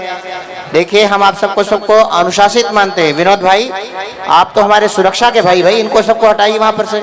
ભાઈ બહેનો જરા ધ્યાન આપે, વચ્ચે દીપક પ્રજ્વલિત છે, ધક્કા મુક્કી કરતા નહીં, મહેરબાની કરીને શાંતિથી જેને જવું હોય ધીરે ધીરે નીકળજો, બેસી જાઓ એક 5-10 મિનિટ માટે થઈને, જ્યાં સુધી આપણી વચ્ચે શ્રદ્ધા જીજી શ્રદ્ધે ડાક સાહેબ ન જાય ત્યાં સુધી આપણે જવું ન જોઈએ। મને ખબર છે કે બારગામથી પણ ઘણા બધા ભાઈઓ બહેનો આવેલા છે, એમને જવામાં જલ્દી છે, પણ વચ્ચેના દીપકનું ધ્યાન રાખજો, અનુશાસનનું પાલન કરજો, शिस्तता जाळवी राखजो मेहरबानी करीने। हाँ जो बहनें बैठी हैं अपनी बगल वाली बहन के हाथ पकड़ के नीचे बैठा लीजिए। जो बहनें बैठी है ना अपनी बगल वाली बहन के हाथ पकड़ के नीचे बैठाइए तो अपने आप सब बैठ जाएंगे। हाथ पकड़िए। जो देखो पीछे वाली बहनें बैठ गई है वो आगे वाली बहनें नहीं बैठी, बैठ जाइए। हाँ बैठ जाइए, हाथ पकड़ के नीचे बैठा लीजिए। जो बहनें बैठ चुकी अपनी बगल की बहन के हाथ पकड़े और बैठा लें। आहुतिनो क्रम बाकी छे। आहुति बैठा बैठा ज अपाय, उभा उभा ना अपाय। मेहरबानी करीने बेसी जाओ। गायत्री महामंत्र, गायत्री महामंत्रनी आहुतिनो क्रम अहींया शरू थई रह्यो छे। बधा एक साथे एक स्वरमां विश्व कल्याणनी भावना साथे गायत्री मंत्रनी आहुति आपीशुं। बोले यज्ञ भगवान की, गायत्री मात की। ओम भूर्भुवः स्वः तत्सवितुर्वरेण्यं भर्गो देवस्य धीमहि धियो यो नः प्रचोदयात् स्वाहा। इदं गायत्र्यै इदं न मम। ओम भूर्भुवः स्वः तत्सवितुर्वरेण्यं भर्गो देवस्य धीमहि धियो यो नः प्रचोदयात् स्वाहा। इदं गायत्र्यै इदं न मम। ओम भूर्भुवः स्वः तत्सवितुर्वरेण्यं भर्गो देवस्य धीमहि धियो यो नः प्रचोदयात् स्वाहा। इदं गायत्र्यै इदं न मम। ओम भूर्भुवः स्वः तत्सवितुर्वरेण्यं भर्गो देवस्य धीमहि धियो यो नः प्रचोदयात् स्वाहा। इदं गायत्र्यै इदं न मम।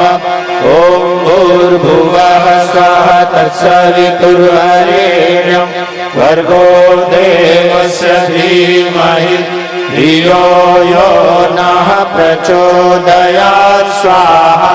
इदं गायत्र्यै इदं न मम। ओम भूर्भुवः स्वः तत्सवितुर्वरेण्यं भर्गो देवस्य धीमहि धियो यो नः प्रचोदयात् स्वाहा। इदं गायत्र्यै इदं न मम। ओम भूर्भुवः स्वः तत्सवितुर्वरेण्यं भर्गो देवस्य धीमहि धियो यो नः प्रचोदयात् स्वाहा। इदं गायत्र्यै इदं न मम। ओम भूर्भुवः स्वः तत्सवितुर्वरेण्यं भर्गो देवस्य धीमहि धियो यो नः प्रचोदयात् स्वाहा। इदं गायत्र्यै इदं नमः ॐ भूर्भुवः स्वः तत्सवितुर्वरेण्यं भर्गो देवस्य धीमहि धियो यो नः प्रचोदयात् स्वाहा इदं गायत्र्यै इदं नमः ॐ भूर्भुवः स्वः तत्सवितुर्वरेण्यं भर्गो देवस्य धीमहि धियो यो नः प्रचोदयात् सुगन्धिं पुष्टिवर्धनम् उर्वारुकमिव बन्धनान् मृत्योर्मुक्षीयमामृतात् स्वाहा इदं महामृत्युञ्जयाय इदं नमः ॐ त्र्यम्बकं यजामहे सुगन्धिं पुष्टिवर्धनम् उर्वारुकमिव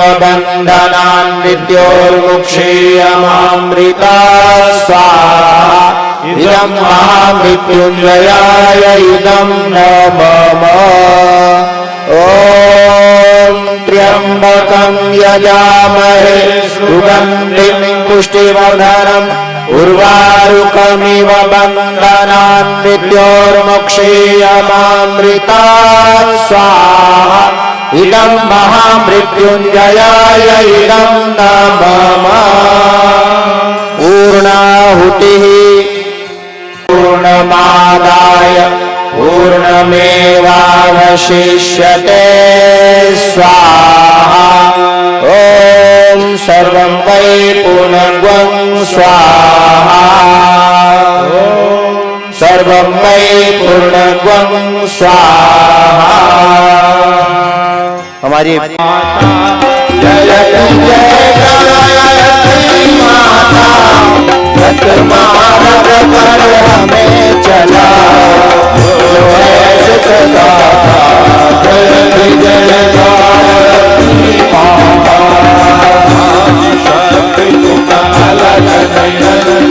जगपालन करती माँ जगपालन करती दुख शोक भय क्लेश कलह हरती जयति जय गायत्री माता जगत धात्री माँ जगत धात्री अम्बे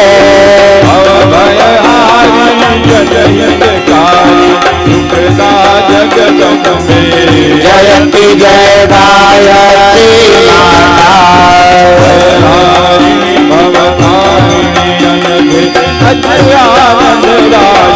माँ जय आनंद राशि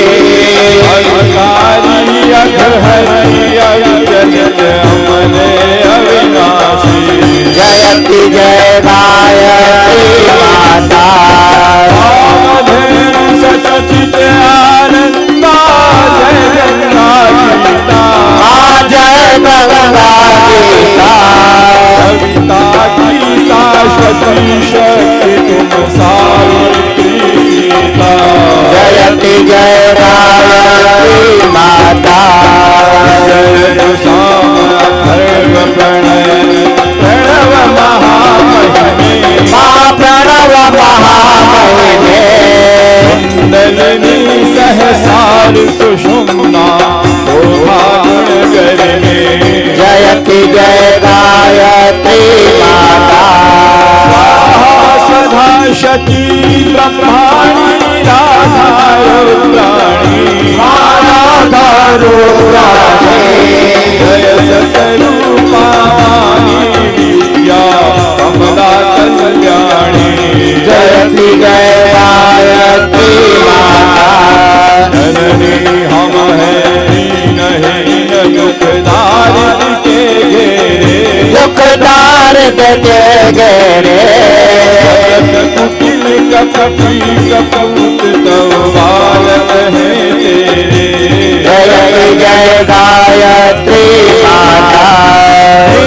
शरण कर माता चरण शरण दीजे माँ चरण शरण दीजे मिलत रहे हम सुसुते दया दृष्टि कीजिए जयति जय गायत्री माता क्रोध मद लोभ दंभ दुर्भाव देश हरिये दुर्भाव देश हरिये क्रोध बुद्धि निष्पाप हृदय मन को पवित्र करिए जयति जय गायत्री माता तुम समर्थ सब भांति तारिणी तुष्टि तुष्टि त्राता तुष्टि पुष्टि त्राता मार्ग पर हमें चलाओ जो है सुखदाता जयति जय गायत्री माता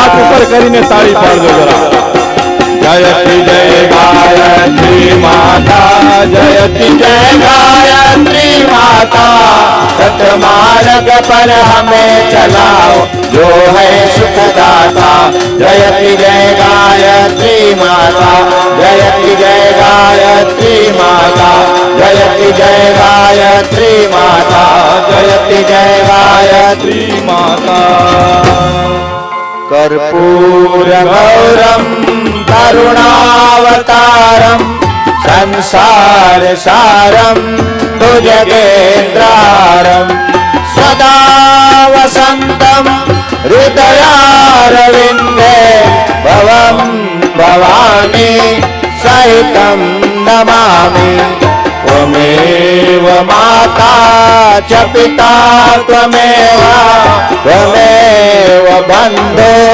च सखा त्वमेव त्वमेव विद्या द्रविणं त्वमेव त्वमेव सर्वं मम देव देव त्वमेव सर्वं मम देव देव आरार्तिक्यं समर्पयामि ओम मंगलम भगवान विष्णु मंगलम गरुड़ध्वज मंगलम पुंडरीकाक्षो मंगलायतनो हरि सर्वमंगल मांगल्ये शिवे सर्वार्थ साधिके शरण्ये त्र्यंबके गौरी नारायणी नमोस्तुते नारायणी नमोस्तुते। बैठ जाएं। समापन की ओर हम लोग सब लोग बढ़ रहे हैं। हमारे भारतीय संस्कृति ज्ञान परीक्षा के जो बच्चे हैं जो मेरिट लिस्ट में प्रांतीय स्तर पर आए हैं उन बच्चों का सम्मान श्रद्धेय डॉक्टर साहब मोमेंटो दे करके और उन बच्चों को कुछ राशि चेक राशि के रूप में अर्पित करके जल्दी करिए। हमारे बच्चे हैं मेरिट लिस्ट में आए हैं। वाघेला कीर्तन अरविंद भाई कक्षा 7वीं का ये बालक प्रथम श्रेणी में आया है new Vidya Vihar high school से अहमदाबाद में। दूसरा बालक है कीरिया जिगर भाई भरत भाई कक्षा 11वीं प्रथम शिवम विद्यालय नरोड़ा से हैं। पटेल जीनल भाई अशोक भाई रचना हायर सेकेंडरी स्कूल से हैं 12वीं में, ये भी मेरिट में आया बालक। ये 3 बालक और हमारे शिक्षक सम्मान के पात्र हैं आदरणीय श्री भीखू भाई पटेल आचार्य जी। इनका भारतीय संस्कृत ज्ञान में बहुत ही महत्वपूर्ण योगदान है। श्रद्धेय डॉक्टर साहब से निवेदन करते हैं कि हमारे आचार्य महोदय आदरणीय भाई श्री भीखू भाई पटेल उनका भी सम्मान किया जाए।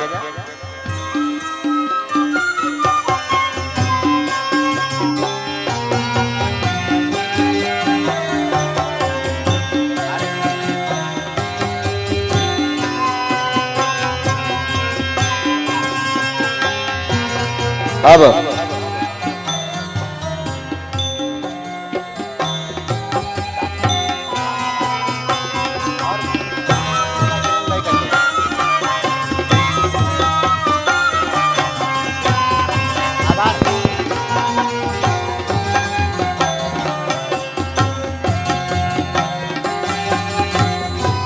हाँ, एक बालक है लाल टी शर्ट पहना है, लगभग 3, 3.5 साल 4 साल का है। ये कृपया बहुत रो रहा है, कृपया यहाँ से मंच से बालक को ले जाएं। नीली जीन्स पहना है और लाल टी शर्ट पहना है, देख लें और इसको ले जाएं। ये बच्चा गुम हो गया है, रो रहा है। आइए, अब ये विदाई की घड़ियां हैं। मंच पर जो हमारे अतिरिक्त प्रतिनिधि आए हुए हैं कृपया अपने स्थान पर पधारें। ऐसा हमारे भाइयों से निवेदन है, व्यवस्था बनाएं। जो प्रतिनिधि आए हैं, बच्चे आए हैं। आभार विधि के लिए मैं आदरणीय राजू भाई दवे से निवेदन करता हूं, जोनल संरक्षक, जो श्रद्धेय डॉक्टर साहब, श्रद्धेय जीजी का आभार व्यक्त करें। जीजी हमारी शेफाली जीजी, शुक्ला जी भाई साहब, सबका आभार व्यक्त करें शांति कुंज प्रतिनिधियों का। इसके लिए आमंत्रित करता हूं राजू भाई दवे। एक साथ एक स्वर में गायत्री मंत्र। ओम भूर्भुवः स्वाहा तत्सवितुर्वरेण्यं भर्गो देवस्य धीमहि धियो यो नः प्रचोदयात्। परम पूज्य गुरुदेव, परम दी माता जी की उपस्थिति में और श्रद्धेय जीजी और डॉक्टर साहब जी की उपस्थिति में मुझे आभार विधि का काम दिया है। श्रद्धेय जीजी, मेरे पास कोई शब्द तो है नहीं, मेरे जो मन में से उभर आया है, जो मन में से उभर 2 बूंद आंसू से आपका चरण स्पर्श करके आपका आभार व्यक्त करता हूँ। और श्रद्धेय डॉक्टर साहब का तो और आभार व्यक्त करना है, क्योंकि श्रद्धेय जीजी की तबीयत ठीक नहीं थी, तो भी श्रद्धेय डॉक्टर साहब ने खूब मेहनत करके खूब रिस्क लेके श्रद्धेय जीजी को गुजरात में आने का किया। बहन जी, आपका भी आभार व्यक्त करता हूँ। त्रिपाठी जी और संगीत टोली सबका, दिनेश भाई सबका आभार व्यक्त करता हूँ। मगर जीजी, हमारी मन इच्छा है आप स्वस्थ रहे, मस्त रहे तो ठीक है, मगर 2 साल में गुजरात के 2 साल में जीजी को। राजू भाई, अपने लोगों से मिल लेते तो अपने आप अच्छे हो जाते।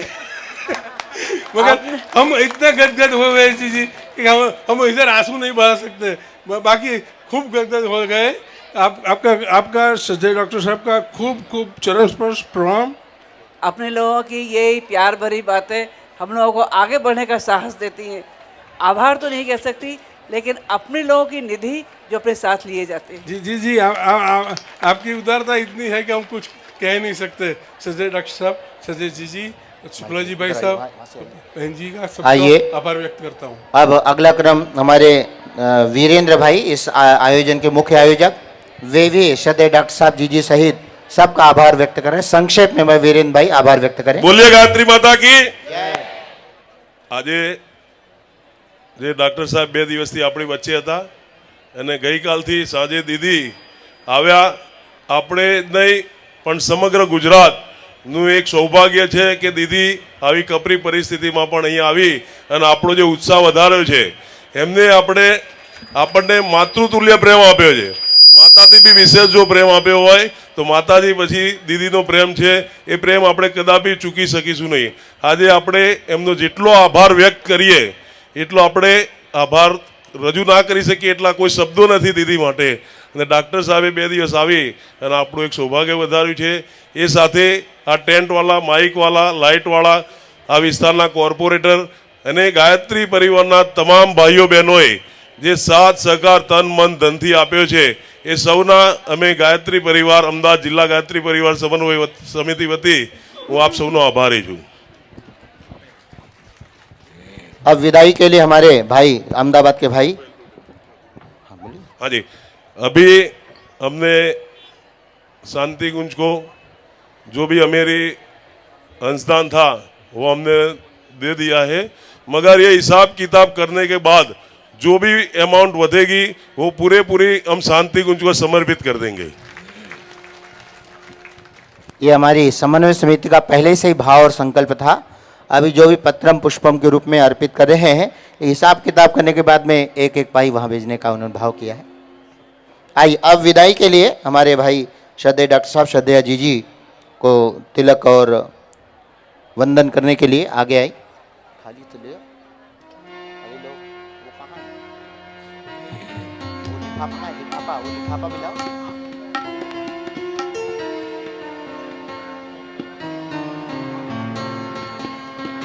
हमारे राजू भाई, जानी भाई, डॉक्टर राजेंद्र जी,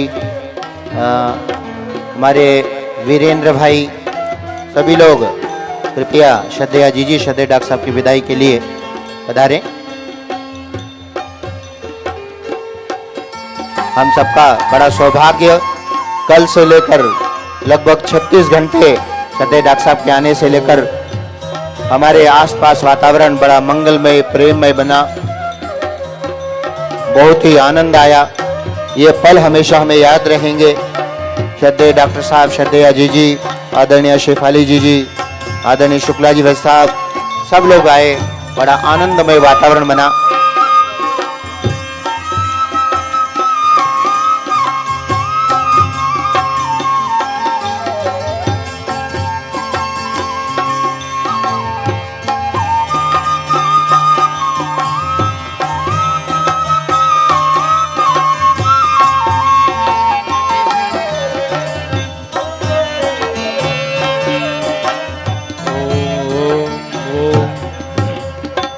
दोनों हाथ सद- उठाए वहीं से, सदैव- बैठे बैठे, कोई आएंगे नहीं आएंगे, वहीं से दोनों हाथ खड़ा करें, जोड़े हाथ जोड़े।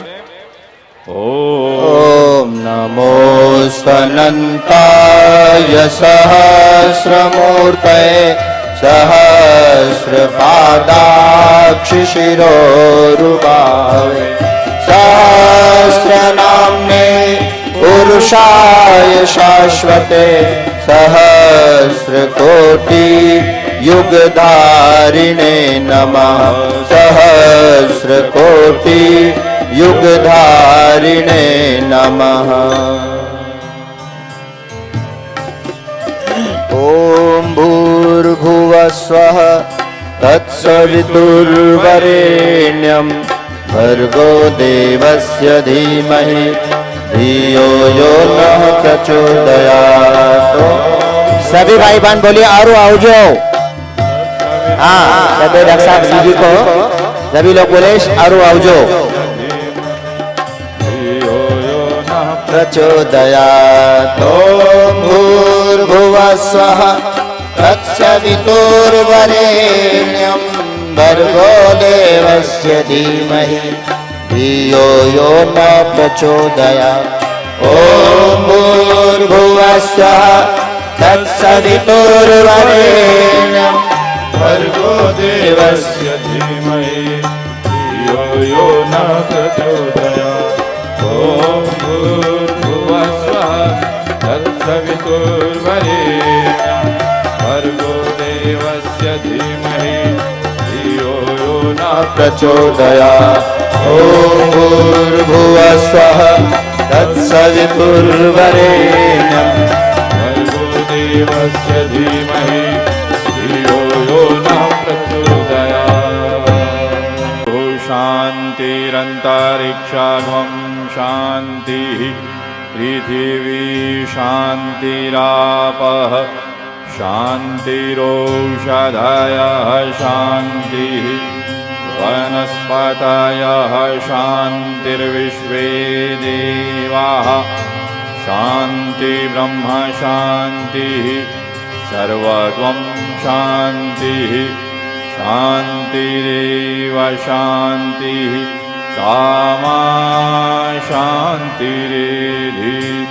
ॐ शान्तिः शान्तिः शान्तिः सर्वारिष्ट सुशान्तिर्भवतु।